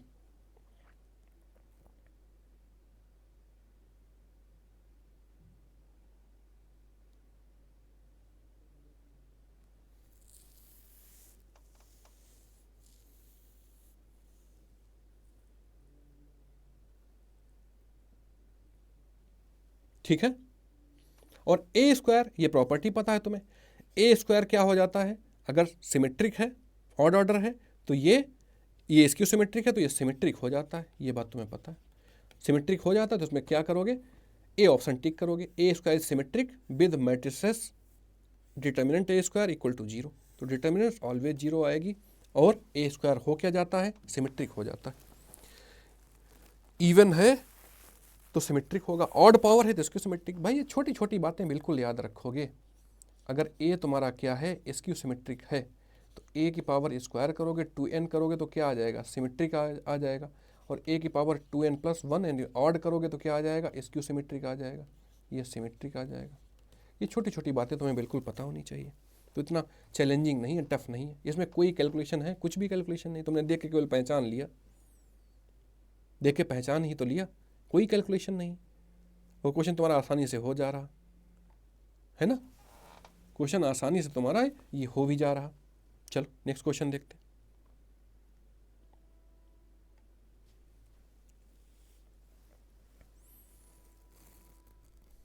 ये ए की पावर n होगा, ए की पावर n। बोला है एक मैट्रिक्स दिया गया है, देखो ये तो डायगोनल मैट्रिक्स है। Which of the following statements are correct? Diagonal element का डिटर्मिनेंट निकालना तो इनका प्रोडक्ट ही होता है।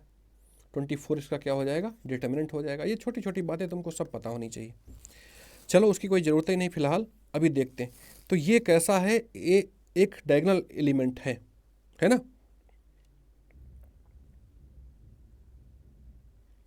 और एक बात तुम्हें और प्रॉपर्टी पता है कि ए अगर डायगोनल है तो ए की पावर n भी क्या होगा? डायगोनल ही होगा। इसकी कितनी भी पावर करो हमेशा डायगोनल ही आएगा। अब पहला स्टेटमेंट क्या बोल रहा? ए की power n will always be singular for any positive integer n। ये तुम्हें नहीं पता है, सिंगुलर तो नहीं है कि भाई डिटर्मिनेंट सीधे सीधे 24 तुम्हारा आ रहा। सिंगुलर तो तब होता है जब डिटर्मिनेंट ऑफ है 0 हो जाएगा, तो पहला गलत हो गया, सिंगुलर नहीं है। दूसरा क्या बोल रहा? ए की power n will always be diagonal matrix for any positive integer. बिल्कुल सही बात, अभी बता क्या है? ए की power n will always be symmetric matrix for any positive integer n। और डायगोनल हमेशा सिमेट्रिक होता है, ये बात तुम्हें याद होनी चाहिए। देखो आइडेंटिटी एलिमेंट भी डायगोनल एलिमेंट होता है, ऑलवेज सिमेट्रिक, ये ऑलवेज सिमेट्रिक होते हैं, ठीक है ना। या कोई भी डायगोनल हो गया, 2 3 4 हो गया, ये भी क्या होगा? सॉरी, ये भी क्या होगा? सब सिमेट्रिक होंगे। 2 3 4 अपना जो लिखा है ये वाला भी क्या होगा? सिमेट्रिक ही होगा। तो इस वजह से बातें बिल्कुल तुम्हें क्लियर होनी चाहिए, है ना। तो थर्ड स्टेटमेंट भी सही है, 2 और 3 सही हो गया, 1 गलत था। तुम्हें नहीं भी पता होता, 1 तुम्हें लग गया था गलत था, तो स्मार्ट अप्रोच से तुम 3 ऑप्शन ऐसे ही कैंसिल कर लेते, बी टिक कर देते, अगर 2 तुम्हें नहीं भी पता थे, लेकिन 1 पता था, है ना। 2 ऐसे ही हो जा रहे थे। तो तुम्हें एक स्टेप बढ़ के ऑप्शंस भी देख लेने। अगर इस टाइप से मल्टीपल ऑप्शन दिए गए, एक स्टेप बढ़ो और ऑप्शंस भी देख लो। आइडेंटिटी मैट्रिक्स है भाई, इसको कुछ कोई टफनेस है ही नहीं इसमें, उसका क्यूब करो कुछ भी करो हमेशा 1 ही आएगा, आई ही आएगा। तो 23 आई माइनस 19 आई हो जाएगा और माइनस का 4 आई, तो ये 23 हो जाएगा, नल मैट्रिक्स आ जाएगा। ये माइनस का 23 है आई है, ये प्लस का 23 आई, कितना आ गया, नल मैट्रिक्स आ गया। मतलब 0 0 एंट्री सारी हो जाएंगी, 3 क्रॉस 3 का है, नल मैट्रिक्स आ जाएगा। क्योंकि मैट्रिक्स ही लिखना है, 0 नहीं लिखना है उसको। ऑप्शन दे रखा होगा इसमें, देखो सी डी, कौन सा, ए ऑप्शन दे रखा है, नल मैट्रिक्स ऑफ ऑर्डर 3×3।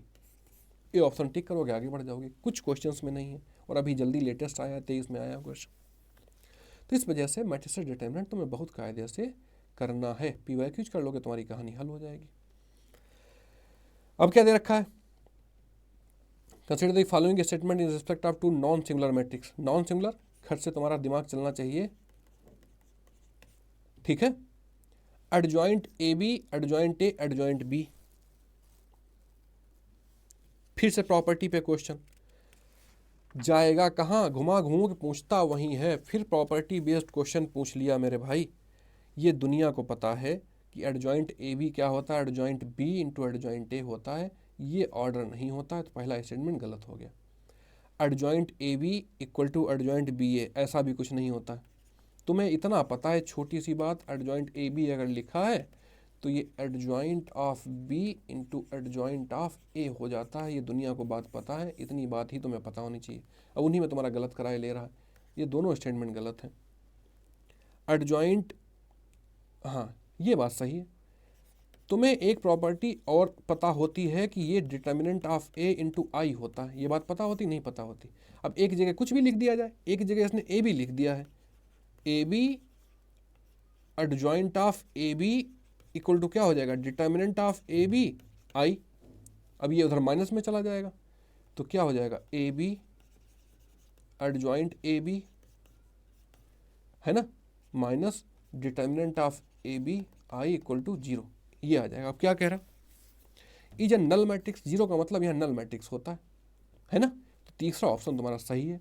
केवल थोड़ा सा दिमाग तुम्हें अप्लाई करना था, प्रॉपर्टीज याद होनी थी। लैंग्वेज वाले क्वेश्चन में कोई भी प्रॉपर्टी तुम्हारी मिस नहीं होनी चाहिए, only one statement is correct. देखो बड़ा टेक्निकल क्वेश्चन है, 2022 से यूपीएससी ने शुरू किया था इस टाइप से स्टेटमेंट पूछना, 2022 से इस टाइप से पूछना शुरू किया था। पहले आईएएस में पूछा था, फिर ये एनडीए में पूछने लगा इसी टाइप की कंस्ट्रक्ट करके, ओनली 1 सही, ओनली 2 सही। ये नहीं पूछ रहा कि थर्ड सही है सेकंड सही, पूछ रहा कितने स्टेटमेंट सही हैं। ठीक है, चलो टाइम नहीं बर्बाद करते, नेक्स्ट क्वेश्चन देखते। बिल्कुल जो टेलीग्राम पे रोज तुमको बताता हूँ, डिसिप्लिन, डेडिकेशन और डिटर्मिनेशन ये बना के रखना है। और लास्ट टाइम के लिए एक जो अच्छा आदर्श स्टूडेंट होता है वो कैसा होता है, वो डिसिप्लिन है, डिटरमाइंड है ना, डेडिकेटेड है अपने टास्क के लिए, 8 से 10 घंटे रोज पढ़ाई करता है, तब तुम कहीं आ पाओगे। 3.5 लाख देते हैं बच्चे, उनमें से 20,000 में 30,000 में ऐसे ही आ जाओगे। 10 घंटे रोज अगर शिद्दत से पढ़ रहे हो तो ऑटोमेटिक तुम 20,000 टॉप 20,000 में हो ही। आजकल रील का ज़माना है, नॉलेज वाली रील कौन पढ़ना चाहता है, खिसका देता है तुरंत खट से। ठीक है, 1 मिनट सीरीज तुम्हारे लॉन्च डाला तो हूँ, उसको ध्यान से देखो, तुम्हारा रिवाइज ही हो जाएगा। क्वेश्चन तुम्हारे सामने ये लिखा है, ए एडजॉइंट ए का ट्रांसपोज, हाँ ये चीज़ सही होती है। ये प्रॉपर्टी पूरी दुनिया को पता है कि एडजॉइंट ए निकालो, उसका ट्रांसपोज का एडजॉइंट निकालो, या पहले एडजॉइंट ही निकालो फिर ट्रांसपोज करो, ये दोनों बातें सेम होती, ये दोनों बातें बिल्कुल तुम्हारी सेम होती हैं। ये कहानी पता होनी चाहिए, है ना। अब दे क्या रखा है, नॉन सिंगुलर मैट्रिक्स मतलब उसका इन्वर्स पॉसिबल होगा। फिलहाल तो नॉन सिंगुलर का मतलब तुम क्या समझोगे, determinant of A is not equal to 0, पहला सही है। दूसरा, A square equal to A is identity matrix of order n, बिल्कुल आइडेंटिटी मैट्रिक्स होता है। क्यों, क्योंकि तुम्हें पता है आई की power n equal to I ही रहता है, तो ये तभी होगा जब आइडेंटिटी मैट्रिक्स होगा। ये पढ़ के भी आए हो प्रॉपर्टी, तो यानी दूसरा सही। A cube equal to A, then A is identity matrix of order n, हाँ तो कितनी पावर करो वो भी सही है, फालतू पूछ रहा है, वही बात रिपीट कर रहा है। देखो सेकेंड बात यही रिपीट कर रहा है, तीनों स्टेटमेंट टिक करोगे, रिपीट कर रहा है, कोई बात नहीं, तुम्हारे लिए सहूलियत ही है। तुम्हारा तो क्वेश्चन सही हो रहा है, तीनों ऑप्शन टिक करोगे, ये सही हो गया, क्वेश्चन तुम्हारा आसानी से हो गया, इसमें कुछ इतना ज़्यादा था नहीं। चलो नेक्स्ट क्वेश्चन पे आ जाओ। बोला consider the following statement in respect of skew symmetric matrix A of order 3। अब देखो स्क्यू सिमेट्रिक मैट्रिक्स पूछा गया, तुम्हारे बिल्कुल दिमाग खुल जाना चाहिए कि अगर ऑर्डर कैसा है, ऑड है ना, तो उसका डिटर्मिनेंट की वैल्यू क्या होगी, 0 होगी। ये बात क्लियर हो गई? ये बात तुम्हारे बिल्कुल दिमाग में चली जानी चाहिए, ठीक है। और डायगोनल एलिमेंट 0 0 होंगे, सम ऑफ नॉन डायगोनल एलिमेंट का सम भी क्या होगा, 0 होगा, और सारे एलिमेंट का सम भी 0 होगा। बस क्वेश्चन इतनी बातें तुम्हें डायरेक्टली पता होनी चाहिए। ऑल डायगोनल एलिमेंट्स आर 0, बिल्कुल सही बात है। The sum of all diagonal element of the matrix is 0। देखो फिर से वही बात बोल रहा, sum of all the diagonal element, diagonal sum 0 ही होगा। फिर क्या बोल रहा, एज ऑर्थोगोनल मैट्रिक्स, नहीं ऑर्थोगोनल नहीं होगी। ऑर्थोगोनल में तो क्या होना चाहिए, डिटर्मिनेंट भाई +-1 होता। इसका डिटर्मिनेंट क्या आ रहा, इसकी सिमेट्री का डिटर्मिनेंट क्या आ रहा है, ऑर्डर ऑड है, 0 आ रहा है ऑर्डर, तो कैसे ऑर्थोगोनल कैसे हो जाएगी, कंट्राडिक्टरी है, ये गलत हो जाएगा, है ना। इसमें क्या कैलकुलेशन करनी पड़ी मुझे ये बता दो, और क्वेश्चन तुम्हारा हो गया। ए ऑप्शन मुस्कुरा रहा, करा भैया मुझे टिक कर दो तब आगे बढ़ो। और आगे तुम कैसे बढ़ोगे, मुस्कुराते हुए बढ़ोगे, है ना। तो ऐसे क्वेश्चंस पूछे जाते हैं, ये कोई हवा हवाई वाली बात नहीं है, तुम्हारे सामने की बात है, पेपर्स में क्वेश्चन आए हुए हैं, बस तुम्हें समझना है इन बातों को। चलो टाइम वेस्ट नहीं करते हैं। सबसे ज़्यादा एस्पिरेंट की जो कीमती चीज़ होती है टाइम, वो दोबारा वापस नहीं लौट के आएगा। लास्ट में प्रेशर क्रिएट करेगा, तो जो तुम कहते हो लास्ट में पढ़ लेंगे 15 घंटे, घंटा नहीं पढ़ पाओगे। प्रेशर इतना बन जाता है, डेवलप हो जाता है ना। चलो ये क्वेश्चन करते हैं। Having 4 entries what is the number of different matrices. 4 entry के साथ में भाई कितने टाइप के बना सकते हो। और क्या बोला है, रिपीटेशन इज अलाउड, और कितनी इन नंबर्स को तुम्हें सिलेक्ट करना है। ये 4 नंबर हैं, 4 एंट्री हैं, तो पहले एंट्री 4, दूसरी एंट्री रिपीटेशन अलाउड है ना। एक तो ये बना सकते हो, एक ये बना सकते हो, है ना। और एक क्या बना सकते हो, 2 × 2 का बना सकते हो, 4 × 4, 4 × 4। इसमें कितनी तरीके से भर सकते हो भाई, परमुटेशन कॉम्बिनेशन का थोड़ा सा इसमें कॉन्सेप्ट लग रहा। 4 × 4 × 4 × 4 कर लोगे 256 आ जाएगा। ये भी 256, वो भी 256, तीनों का सम करो कितना आ जाएगा, 768 आएगा, क्योंकि यही सबसे बड़ा है। सम करने की जरूरत ही नहीं है, थोड़ी थोड़ी बात बहुत बच्चे सब ऐड कर डालेंगे, उसके बाद ऑप्शन देखेंगे। नहीं भाई 256 इन तीनों ऑप्शन से बड़ा है, 3 का सम करें तो डी ऑप्शन होगा अपने आप। तो छोटी छोटी बातें बिल्कुल ध्यान रखनी है तुम्हें भाई, इनमें मिस्टेक नहीं करना। रिपीटेशन इज़ नॉट अलाउड अगर पूछता तो पहले को 4 से, दूसरे को 3 से, 2 को 1 से, ऐसे करके कर सकते थे। ये कितना निकलता, 4 × 3 = 12, 24 × 3 कर देते, है ना, तब 72 निकलता। लेकिन फिलहाल कितना निकल रहा है, 768। बात पल्ले पड़ी। चलो टाइम वेस्ट नहीं करते, आगे बढ़ जाते हैं। जो चीज़ तुम्हें मार्केट में 4 घंटे 3 घंटे में कराई जाएगी, मैं आराम से 2 घंटे में तुम्हें करा दूंगा, 2.5 घंटे में, है ना। चलो ये क्वेश्चन देखते। ये एक दे रखा है तुम्हें, यहां से क्या दिख रहा है भाई, ये -cos 2θ नहीं दिख रहा है तुम्हें क्या। लेकिन डायगोनल एलिमेंट 0 नहीं, तो उससे बहुत विशेष काम बनने वाला नहीं, केवल कैलकुलेशन में आसानी होगी। चलो ये लिखा है -cos 2θ, और ये लिखा है sin 2θ। चलो ठीक देखते हैं। sin 2θ तुम सब वहाँ लिखोगे नहीं, यहाँ समझाने के लिए लिख रहा हूँ। -cos 2θ 0, इसी के साथ में यहाँ डिटर्मिनेंट बना के कर लोगे, मैट्रिक्स बना के। cos 2θ sin 2θ 0 0 0 और 1, ठीक है। ये बात क्लियर हुई। डिटर्मिनेंट खट से निकाल लो, कितना आएगा, sin 2θ बंद रहेगा अंदर, और यहाँ पे आ जाएगा sin θ, तो sin³ θ आ जाएगा। 0 है तो कैंसिल ही हो जाएगा,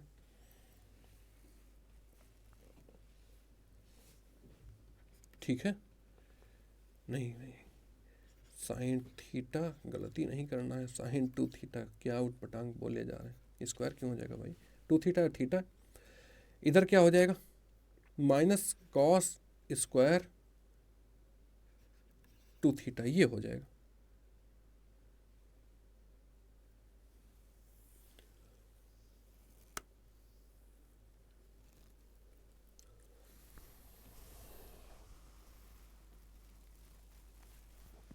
ठीक है, माइनस का है तो प्लस का हो जाएगा।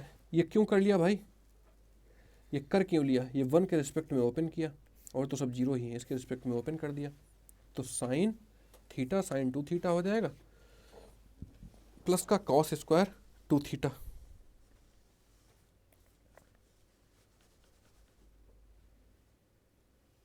वही नहीं समझ में आ रहा था, ये यहाँ पे मिस्टेक है, यहाँ पे लिख लोगे साइन 2 थीटा का फॉर्मूला लिखा था, अब ये तुम्हारा अच्छा सा सुंदर सा बन जाएगा। वही तो कहें, कुछ तो हल्का सा लग रहा है कहीं पे एरर। ये बन जाएगा साइन स्क्वायर 2 थीटा, और ये इसने मुस्कुराते हुए 1 दे दिया। जैसे ही बना तुम्हारी आंखें चमक गई, तुमने क्या बोला, ऑर्थोगोनल दिख गया, तुम्हें क्या दिख गया, ऑर्थोगोनल दिख गया, है ना। और ए इनवर्स में अभी सिखा के आया हूँ, होता क्या है, adjoint A upon mod A, determinant of A होता ना, तो ये 1 है, तो ए इनवर्स एडजॉइंट ए के बराबर हो जाएगा। पहला स्टेटमेंट ऐसे सही। Skew symmetric matrix, skew symmetric कहाँ है भाई, ऑर्थोगोनल है, कुछ भी फर्जी का। A inverse equal to A transpose, transpose होगा ये, यहाँ पे ये टी है, ये ट्रांसपोज, ये बात भी सही, ऑर्थोगोनल है ना। क्यों, डिटर्मिनेंट 1 आ गया, तो ऑर्थोगोनल की प्रॉपर्टी होती है A transpose equal to I, या A equal to A inverse equal to A transpose. ठीक है, बात पल्ले पड़ी। तो ये ऑप्शन सही है, 1 और 3 सही होगा, सी ऑप्शन टिक करोगे, आगे बढ़ जाओगे। ये बात तुम्हारी मान ली हमने, ये तुम्हारी बात हमने बहुत आसानी से लेट कर ली। लेट करना बोलते हैं ना, मान लेना। मैथमेटिक्स में, मैथमेटिक्स में लेट करना बोलते हैं भाई। चलो क्वेश्चन तुम्हारे सामने दे रखा है, अच्छी बात है, बिल्कुल घबराना नहीं है, किसी भी तरीके से घबराना नहीं है, क्वेश्चन तुम्हारा आसानी से हो जाएगा। ठीक है, क्वेश्चन में क्या दे रखा है, नेक्स्ट 2 क्वेश्चंस दे रखे हैं, अच्छी बात है, और अच्छी बात है भाई, 2 क्वेश्चन दे दिए जाए। ए इंटू एडजॉइंट ए किसके बराबर है, ए एडजॉइंट ए होता क्या है, डिटर्मिनेंट ऑफ ए इंटू आई। छोटी छोटी बातें पता है, अब तुम डायरेक्ट एडजॉइंट ए निकालने जुट जाओगे तो फिर हो चुका है, मुस्कुराओ तुम कितने बड़े वाले हो। ये बोर्ड नहीं है, यूपीएससी है भाई इंडिया, थोड़ा सा स्मार्ट बनना पड़ता है, इसमें स्मार्ट अप्रोच लगाना पड़ेगा मेरे भैया, तब ये चीज़ें तुमसे होंगी, ऐसे नहीं होने वाली। डिटर्मिनेंट इसका निकालोगे कैसे निकलेगा, डिटर्मिनेंट ऑफ ए निकल आएगा तुम्हारा 1, कितना आ जाएगा, 1 आ जाएगा, आराम से निकाल लोगे, डिटर्मिनेंट ए 1 आ रहा। अब क्लियर हो गया कि इसकी वैल्यू यानी ए एडजॉइंट ए की वैल्यू केवल घुमा फिरा रहा है, इसकी वैल्यू तुमने 1 पुट कर दी, 1 इंटू आई, केवल आई आ गया, मतलब डी ऑप्शन फ्री फंड का दे रखा है, इसको टिक करो, आगे बढ़ जाओ। ऐसे फ्री के क्वेश्चन होते हैं, इनको फ्री का क्वेश्चन बोलते हैं। और पूछा है ए इनवर्स, देखो एक बात पता चल गई तुम्हें कि ए इनवर्स इधर होता है, एडजॉइंट ए इधर होता है, डिटर्मिनेंट 1 आ गया है, तो ए इनवर्स एडजॉइंट ए बराबर होंगे। और एडजॉइंट ए का हमेशा याद रखना, ये ट्रांसपोज लिखा जाता है, पहला जो कोफैक्टर लिखा जाएगा, पहला एलिमेंट ये जो लिखा जाएगा वो यहाँ के मल्टीप्लिकेशन से आएगा, कोफैक्टर का लिखा जाता है ना एडजॉइंट का, और ये क्या एलिमेंट लिखा है, इन एलिमेंट्स को मल्टीप्लाई करोगे तो -3 प्लस का 4, यानी 1 एलिमेंट, ये पहला एलिमेंट होगा ए इन। बहुत ध्यान से समझना, बिल्कुल एक्सक्लूसिव है ये, यूट्यूब पे कोई तुमको नहीं बताएगा, बिल्कुल एक्सक्लूसिव है। ए इनवर्स अगर डिटर्मिनेंट 1 हो जा रहा है तो ए इनवर्स का जो पहला एलिमेंट होगा वो कैसा होगा, वो कहाँ से आएगा, यहाँ से आ रहा होगा, कोफैक्टर्स का। ए एडजॉइंट जो ए होता है किसका मैट्रिक्स होता है, कोफैक्टर्स का। भाई बात समझ में आई। तो इसमें 1 फर्स्ट एलिमेंट 1 किस में है, क्योंकि डिटरमिनेंट की वैल्यू तो 1 ही आ रही, तो 5 4 कुछ होगा नहीं, है ना। तो ए इनवर्स में 1 वैल्यू किस में है, बोलो, ए ऑप्शन में है, ए ऑप्शन ही करेक्ट होगा, 1 एलिमेंट यही है। ना मानते हो अपने आप से निकाल के देख लो, करके देख लेना। ठीक, चलो अगला क्वेश्चन देखते हैं।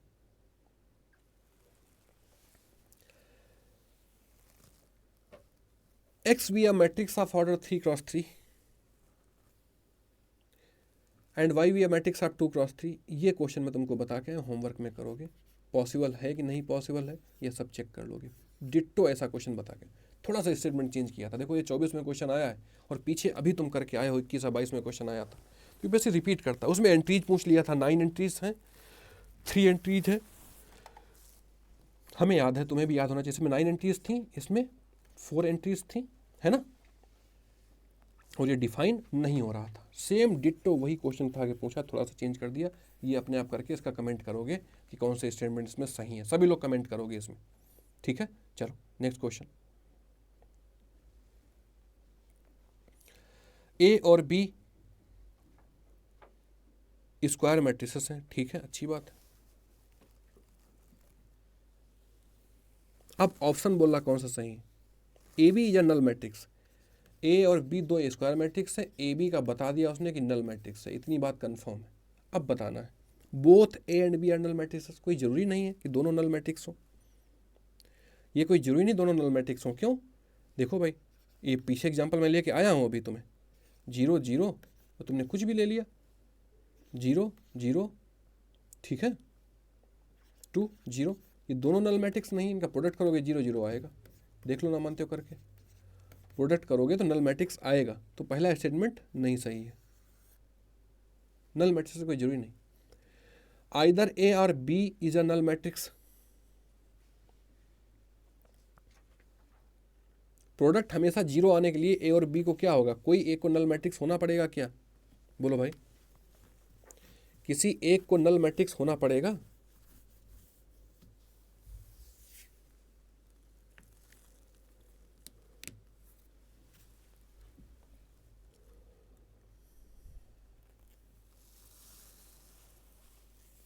नहीं, ये तो अभी तुम कैंसिल हो गए, बोला आइदर ए और बी नल मैट्रिक्स, नहीं, देखो ना तो ये नल मैट्रिक्स था ना ये था, और क्या आ रहा था,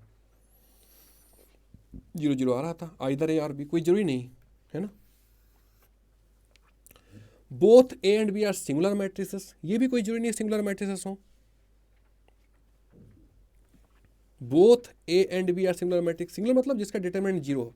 देखो हमने एक एग्जांपल तुम्हें लिया 2 3 4 5, इसमें एक नल मैट्रिक्स हमने ले लिया, इनका प्रोडक्ट भी तो नल मैट्रिक्स होगा, लेकिन ये सिंगुलर नहीं है पहला वाला, तो ये भी गलत है। केवल एक ही बचा, b is a null matrix, a is a non singular.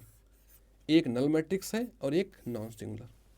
Non singular मतलब कि जिसका डिटरमिनेंट 0 ना हो। तो तुम्हें अब सारे प्रोडक्ट मिलते रहेंगे इस टाइप के, अगर तुम ये दोनों कॉम्बिनेशन ले लोगे, एक नल मैट्रिक्स ले लोगे और एक non singular matrix. Non singular matrix में कुछ भी हो सकता है, यहाँ पे 0 भी हो सकता है, यहाँ 0 हो सकता है, डायगोनल एलिमेंट में 0 नहीं होगा। बात है पल्ले पड़ी। तो लैंग्वेज वाले क्वेश्चन तुम्हें हमेशा ऐसे ही टैकल करने में बहुत कुछ होता नहीं है ना। अब इस क्वेश्चन को देखो, क्वेश्चन ये भी टफ नहीं है, केवल प्रोडक्ट करना है इसमें।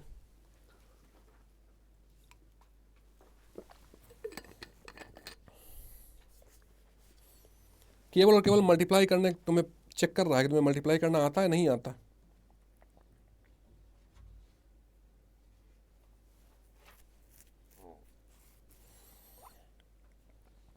बोलो भाई,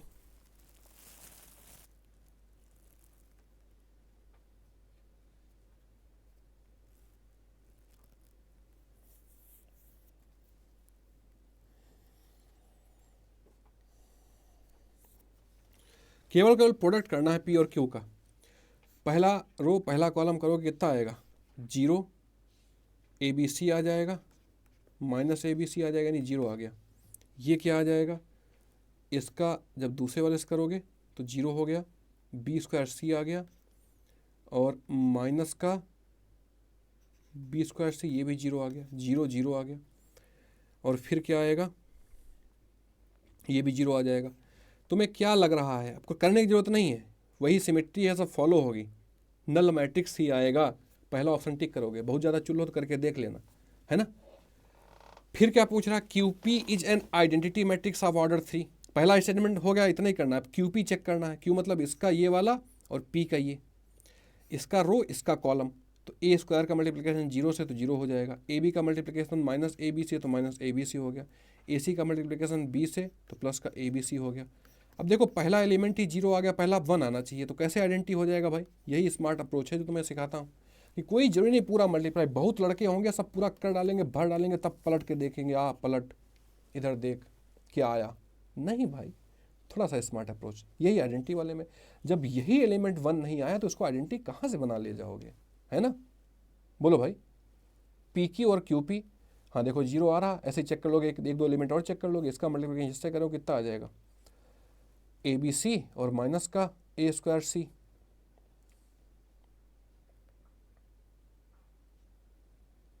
ए स्क्वायर सी माइनस का ए स्क्वायर सी, हाँ जीरो आ रहा। ये भी नल मैट्रिक्स ही आएगा, पैटर्न वही सेम मिल रहा है। तो क्या होगा, क्यू पी बराबर पी क्यू, और पहला नल मैट्रिक्स यानी 1 और 3 सही होगा, बी गलत है। बस यही कहानी तुमसे पूछ रहा है, बी गलत है। 2 गलत है तो दो पहले तुम्हारे साफ हो गए, 1 तो 100% सही ही था, 2 ऑप्शन से ऐसे ही पता लग रहा। ठीक है, तो इतना ज़्यादा हाय हाय करने की ज़रूरत नहीं है। अब ये सब बड़े फुद्दू क्वेश्चन है। P is skew symmetric matrix of order 3, order 3 बोला है, वही 4 बार पीछे भी आ चुका है, तो डिटर्मिनेंट क्या होगा, ऑर्डर ऑड ऑर्डर होता है तो डिटर्मिनेंट हमेशा जीरो होगा। बी ऑप्शन टिक करोगे, आगे बढ़ जाओगे। टाइम ही नहीं लगाना है फालतू का भाई तुम्हें, और क्वेश्चन आसानी से हो जाते हैं, इनमें बहुत तुम्हें टाइम नहीं लगाना है। नेक्स्ट क्वेश्चन, केवल तुमसे मल्टीप्लिकेशन पूछ रहा है यार, कुछ नहीं कर रहा भाई। मल्टीप्लाई करना तुम्हें नहीं आएगा, 2025 फर्स्ट पेपर में आया है, इसका मल्टीप्लिकेशन इससे करो। ठीक है,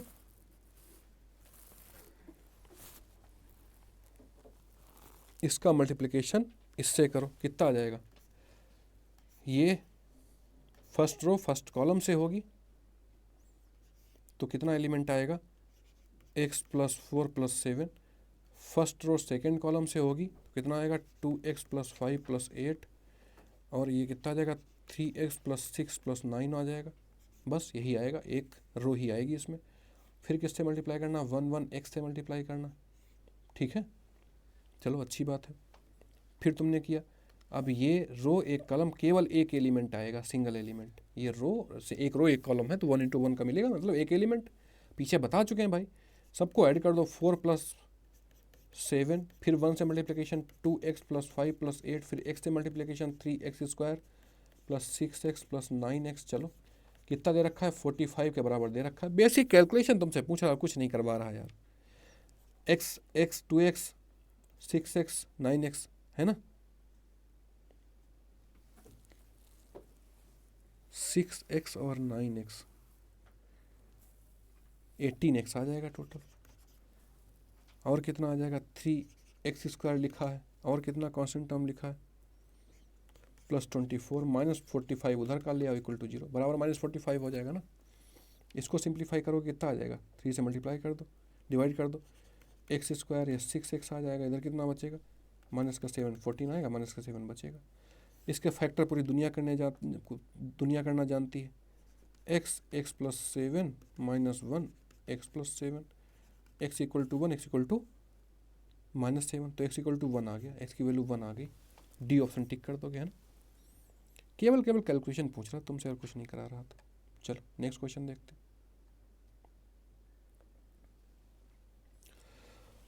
कैसा दिख रहा भाई, सिमेट्रिक दिख रहा है, सिमेट्रिक दिख गया तुमको, सिमेट्रिक है। सिमेट्रिक में खास बात ये होती है कि जो पहला एलिमेंट अगर उसका प्रोडक्ट उसी से कर रहे हो, is an orthogonal matrix. Orthogonal matrix, what is the value of x² y² z²। Orthogonal matrix में a² = I होता है। देखो इसको स्मार्ट बिंदास अप्रोच से लगाते हैं, बिंदास अप्रोच, कुछ नहीं करने की जरूरत है, डिटर्मिनेंट नहीं निकालोगे, तुम्हें बात पता है a² = I होता है ऑर्थोगोनल। A इनवर्स = क्या होगा, A ट्रांसपोज होता है, ये बात पता होनी चाहिए। और डिटर्मिनेंट किसके बराबर होती है, +-1 के बराबर। ये 2-3 बातें तुम्हें एक्स्ट्रा पता होना चाहिए। a² I के बराबर है ना। बोलो बोलो भाई। मेथड 1 क्या है, 2 तरीके से बता रहे हैं। मेथड 1 क्या है, इसका डिटर्मिनेंट निकाल लो और किसके +1 के बराबर कर दो, तब भी ऑप्शन कितना आएगा। डिटर्मिनेंट निकालोगे तो 100% x² y² z टाइप से आ जाएगा, लेकिन ये बोगस मेथड है, लंबा मेथड है। बिल्कुल स्मार्ट अप्रोच बताता हूँ, मेथड 2। स्मार्ट अप्रोच क्या है, तुम्हें ये बात पता है, a², इसका स्क्वायर करोगे, सिमेट्रिक का स्क्वायर करोगे तो पहला एलिमेंट आएगा, वो तीनों का स्क्वायर, इसका स्क्वायर लिख लो चाहे इसका स्क्वायर लिख लो, तीनों एलिमेंट का स्क्वायर होके ही लिखा जाएगा। तो तीनों एलिमेंट स्क्वायर ये है, इधर कितना आएगा I मतलब 1, ये एलिमेंट 1 के बराबर हर हाल में होगा। बी ऑप्शन टिक करोगे, क्वेश्चन हो गया। पहला मेथड क्या बताया, पूरा ओपन करोगे तो उसमें x² + y² + z² = 1 लास्ट में आ जाएगा। लेकिन फिर से वही प्रोसेस करनी पड़ेगी, परेशान होना पड़ेगा। स्मार्ट अप्रोच लगाओगे तो पहला एलिमेंट चेक करो, ये प्रॉपर्टी तुमने लिख ली, पहला एलिमेंट चेक किया, मल्टीप्लिकेशन करना बहुत आसान, इसका प्रोडक्ट इससे होगा वाई, है ना, वाई जेड एक्स का वाई जेड एक्स से ही होगा, तो X square Y square Z square आ जाएगा। बात समझ में आई? नहीं समझ में आएगा एक बार फिर देख लोगे, क्वेश्चन तुम्हारे सामने ये लिखा है, क्वेश्चन ये लिखा तुम्हारे सामने, सिंपल सा है, इसको बहुत आसानी से लगा सकते हो। ऑर्थोगोनल प्रॉपर्टी भी होती है, ये अगर एफ थीटा लिखा है, पावर एन लिखा ऑर्थोगोनल है, तो एन थीटा अंदर आ जाता है, एफ एन थीटा हो जाता है। ये सब नहीं भी जानते हो, भूल भी गए, तब भी देखो दो तरीके इसको करने के हैं। मेथड वन क्या करोगे, जहाँ जहाँ पाई आया है थीटा है वहाँ पाई पुट कर दोगे तो वैल्यू कितनी आ जाएगी, -1 0 0 -1। स्क्वायर पूछा है इसका, एफ पाई स्क्वायर, तो मल्टीप्लाई नहीं कर पाओगे। -1 2 क्रॉस 2 के मल्टीप्लिकेशन तो तुम चेतक की रफ्तार से करो। मेथड टू देख लो, मेथड टू एफ पाई कितना आ गया, ये क्या -i ही तो लिखा है, तो इसका स्क्वायर करोगे, ये देखो ये बिल्कुल बिंदास अप्रोच, बिंदास अप्रोच में -i का स्क्वायर करोगे तो i का स्क्वायर आ जाएगा, i स्क्वायर को ऑलवेज 1 देता है, मतलब i ही देगा, i की पावर n करोगे i ही रहता है, बस ये सिंपल सा तुम्हें एक याद ही रखना है, बस हो गया क्वेश्चन। डी ऑप्शन i लिख रखा है, टिक करोगे आगे बढ़ जाओगे, यहाँ से भी वही आइडेंटिटी आ जाता है ना। बात समझ में आ गई? तो क्वेश्चन इतना टफ नहीं होते हैं, उन्हीं लाइन पे क्वेश्चन पूछे जाते हैं और क्वेश्चन आसानी से हो जाते हैं।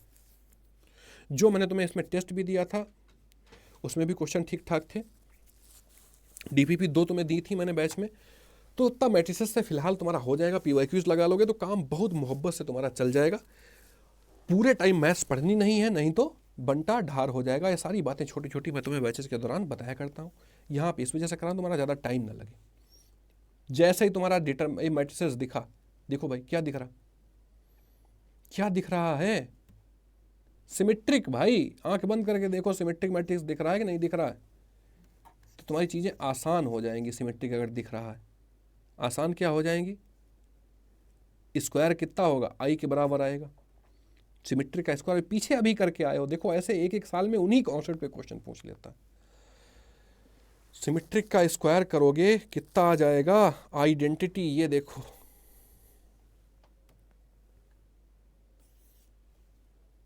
है ना,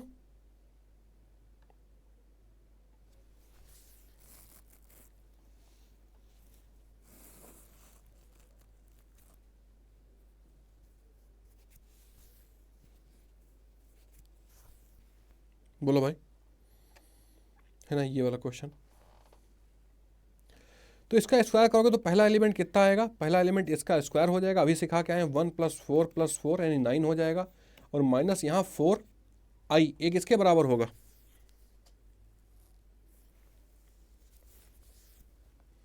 a, तो ये एलिमेंट क्या होगा, ये 9 हो जाएगा, तुम्हारा 9 चल रहा है, और ये 4 यहाँ पे i अगर लेट कर रहे हो, 9 - 4 पहला एलिमेंट क्या आएगा 5, और यहाँ अंदर i आ जाएगा, 5 आएगा, प्लस का 5 आएगा भाई, तो डी ऑप्शन करेक्ट होगा। इसमें कुछ नहीं करना, पूरा नहीं लगाना भाई, पूरा नहीं लगाना है।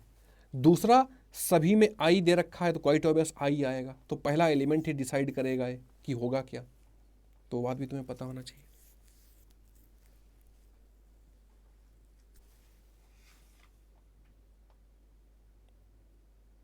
ठीक है,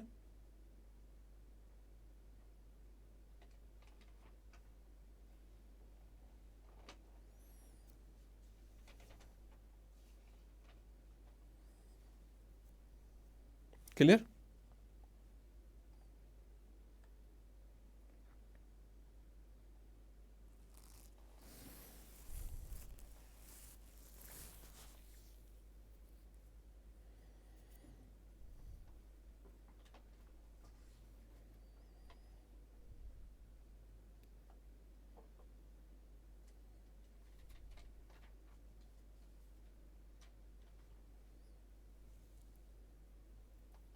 इसमें क्या दे रखा है, फिर से देखो सिमेट्री पूछ लिया,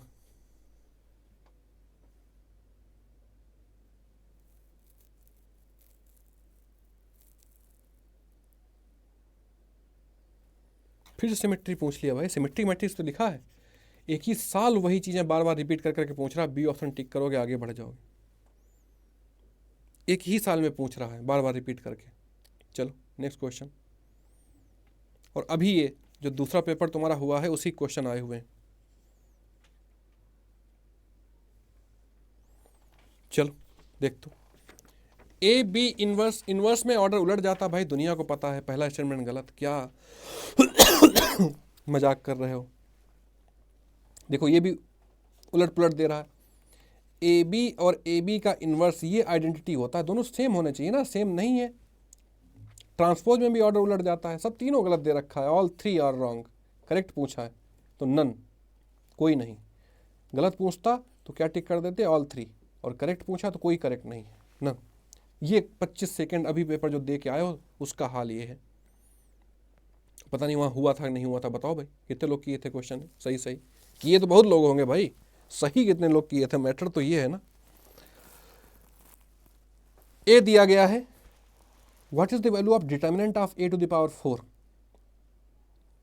ये दे क्या रखा है,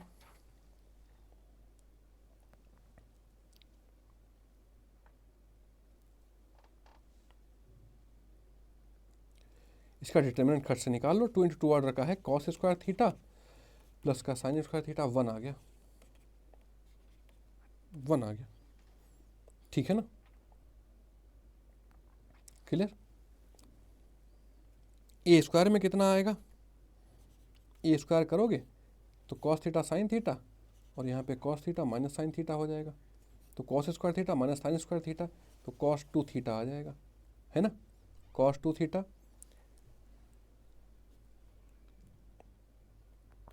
और फिर से इसके स्क्वायर से देखो, स्मार्ट अप्रोचेज यही हैं। यहाँ पे ए स्क्वायर करोगे तो यहाँ फिर से अब cos 2 theta sine 2 theta type से आ रहा है, तो यहाँ पे भी कॉस 2 थीटा आएगा, है ना।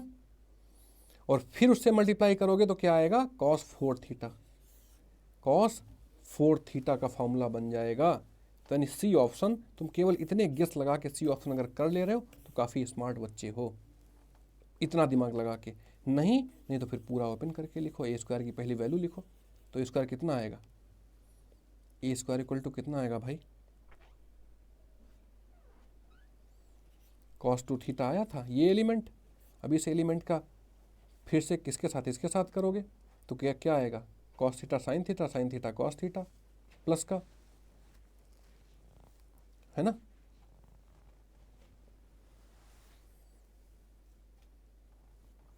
कंफ्यूजन ना हो इस वजह से लिख लो, 1 मिनट, मिस्टेक ना हो इस वजह से लिखना ज़्यादा ठीक है, कोई हर्ज नहीं है, छोटा मैट्रिक्स है, लिख लोगे cos theta sine theta minus sine theta और कॉस थीटा, है ना। इसका मल्टीप्लिकेशन इससे किया तो इतना आ गया, इसका इससे करोगे तो कॉस थीटा साइन थीटा हो जाएगा, साइन थीटा कॉस थीटा, यानी 2 कॉस थीटा साइन थीटा, यानी साइन 2 थीटा। यहाँ पे क्या लिख लोगे, साइन 2 थीटा। अब सिमेट्रिक है, देखो सिमेट्रिक तो है ही, तो यहाँ पे माइनस साइन 2 थीटा आ जाएगा, और यहाँ पे कॉस 2 थीटा, वही तो बता रहा हूँ सिमेट्रिक ही है।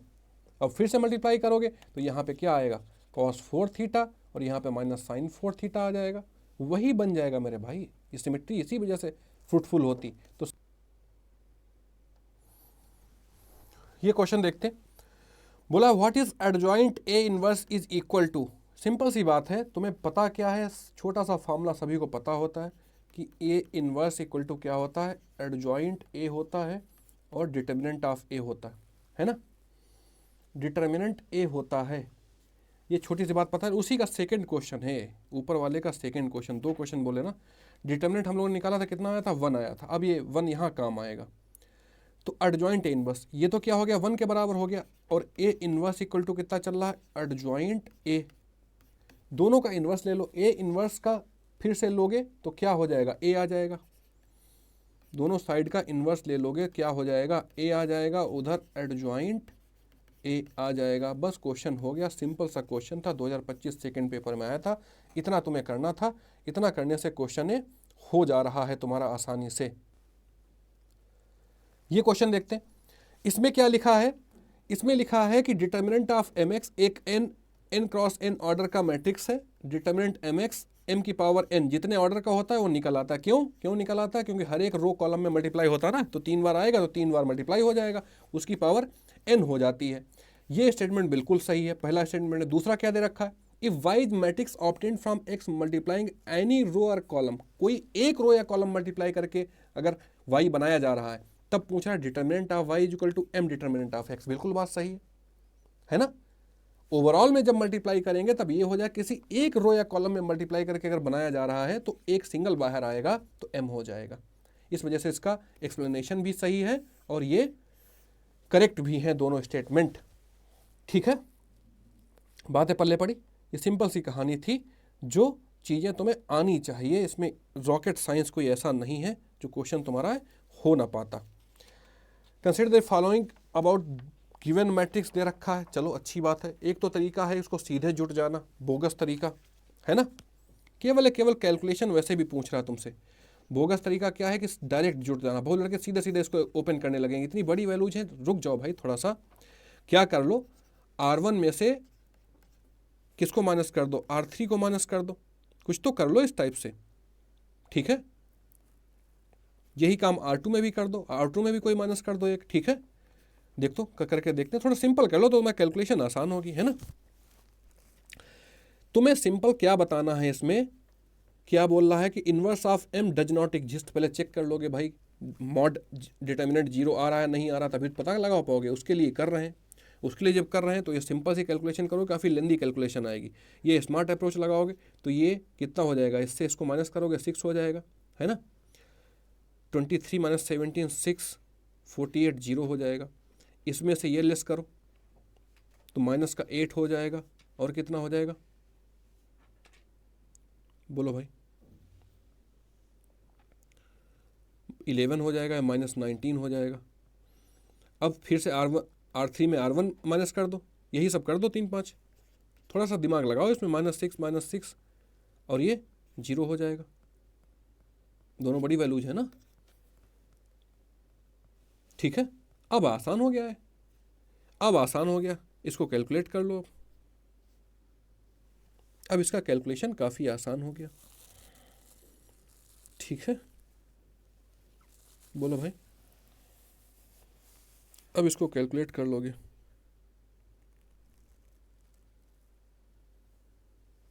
और खास बात इसकी देखो, ऑप्शन भी देखो, m is non singular, the inverse of m does not exist. दोनों अलग अलग है भाई, नॉन सिंगुलर है तब तो इनवर्स एग्जिस्ट करेगा, नॉन सिंगुलर है तो इनवर्स एग्जिस्ट ही करेगा। बात पल्ले पड़ी। अब देखो इसकी 2 रोज कैसी है, आइडेंटिकल है। इस क्वेश्चन की 2 रोज कैसी आ रही हैं, आइडेंटिकल आ रही हैं भाई। तुम्हें दिख रहा है कि नहीं दिख रहा, साफ साफ दिख रहा है। तो क्या होगा, 0 हो जाएगा। तो इस वजह से पहला स्टेटमेंट करेक्ट है कि इनवर्स इसका एग्जिस्ट नहीं करेगा, नॉन सिंगुलर नहीं सिंगुलर है। तो only statement 1 is correct, statement 2 is not correct. तो ऐसे भी क्वेश्चन आते हैं, क्वेश्चन इस टाइप से भी आते हैं मेरे भाई, और क्वेश्चन आसानी से ये हो जाते हैं। 2025 सेकेंड पेपर तुम्हारे साथ पूरा डिस्कस किया, क्वेश्चन तुम्हारे कम टाइम में हो गए। आज के लिए फ़िलहाल इतना ही, ऐसे ही हम पूरा ये सफ़र अपना जारी रखेंगे, सारे PYQs करते रहेंगे, कुछ स्मार्ट अप्रोचेस देखते रहेंगे, और कम टाइम में चीज़ें हम पूरी कर लेंगे अपनी। नेक्स्ट एपिसोड में फिर मिलेंगे। कमेंट में सभी लोग जय हिंद और प्यारा कमेंट जरूर लिख देना।